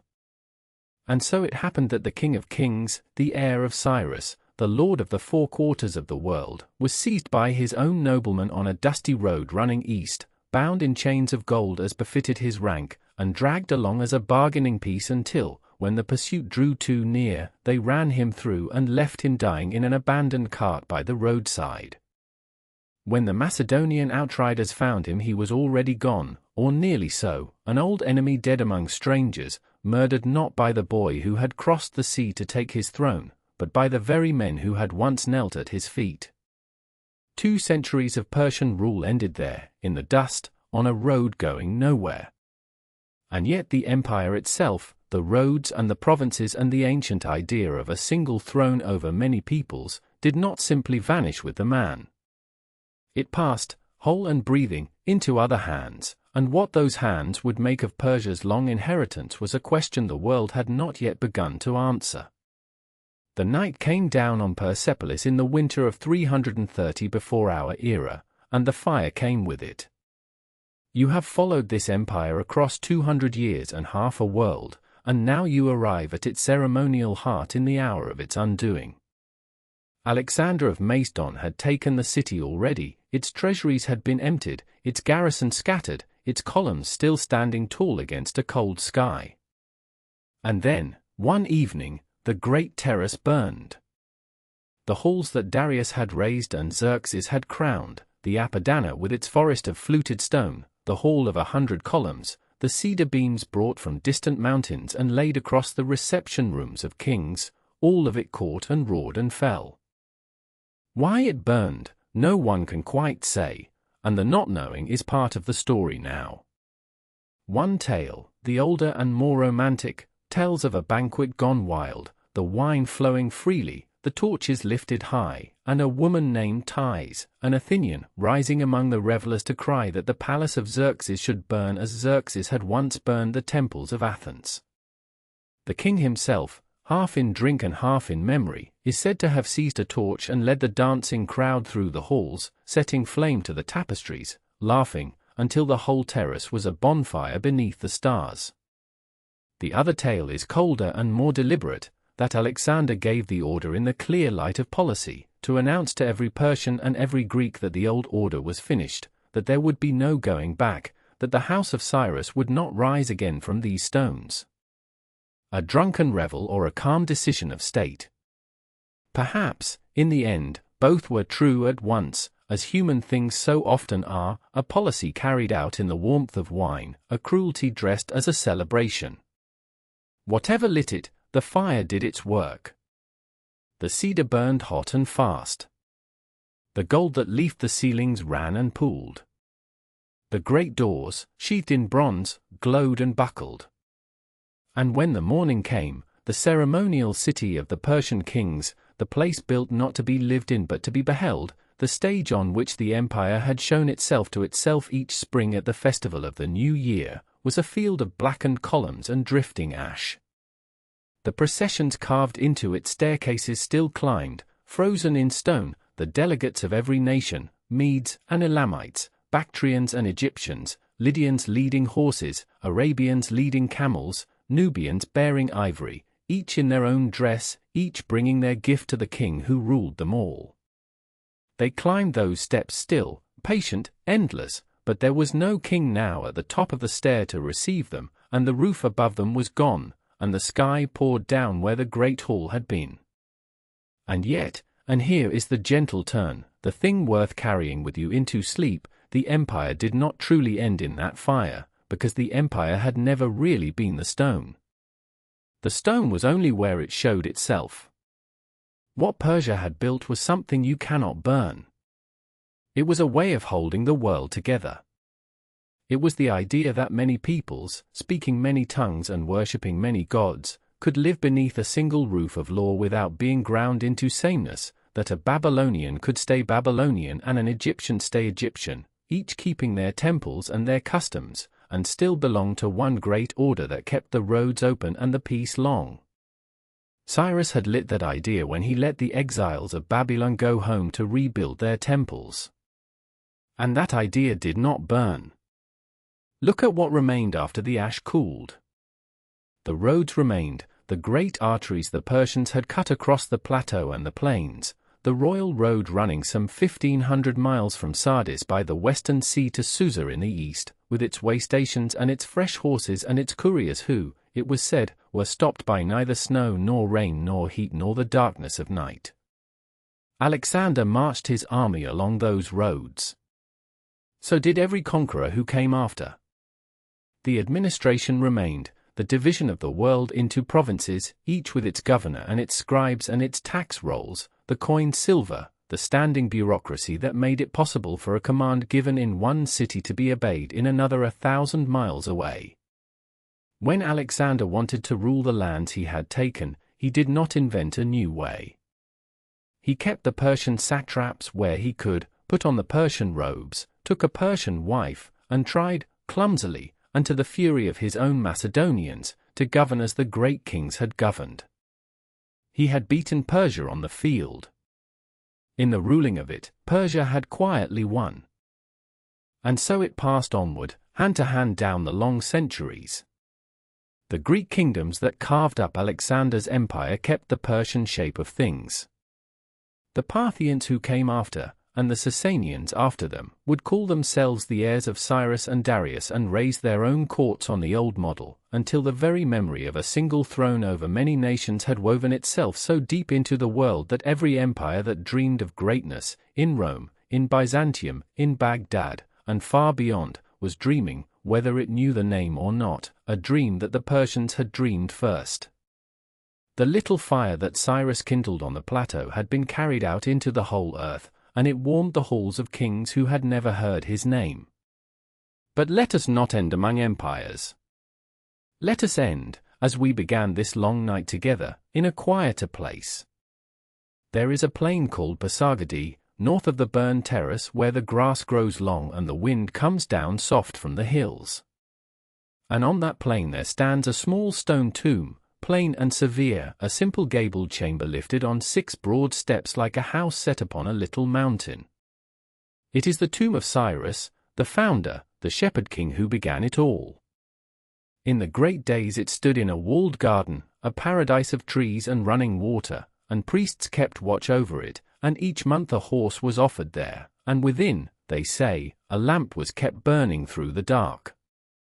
When Alexander came at last to that tomb, the man who had unmade the empire Cyrus made, he found it neglected and broken into, the treasures gone, the old king's rest disturbed. And the conqueror who had burned Persepolis stood before that plain small tomb and ordered it repaired, and honored the dust of the man he had never met, as one king to another across the gulf of years. The garden is gone now. The lamp went out long ago. But the tomb still stands on its 6 steps in the long grass, under the wide sky, keeping its quiet on the plain where the empire was born, and in the memory of everyone who has ever loved these old stories, the lamp inside it never quite goes out. And so the fire that Cyrus lit passed out of the world, and into memory. But the plateau remembers, and so will we.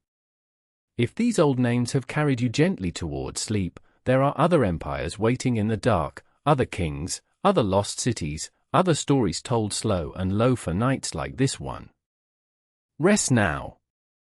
When you wake, the road will still be here, running east into the mountains. Follow it again whenever you cannot sleep, and subscribe so the next story finds you in the quiet. Good night, traveler. The lamp stays lit.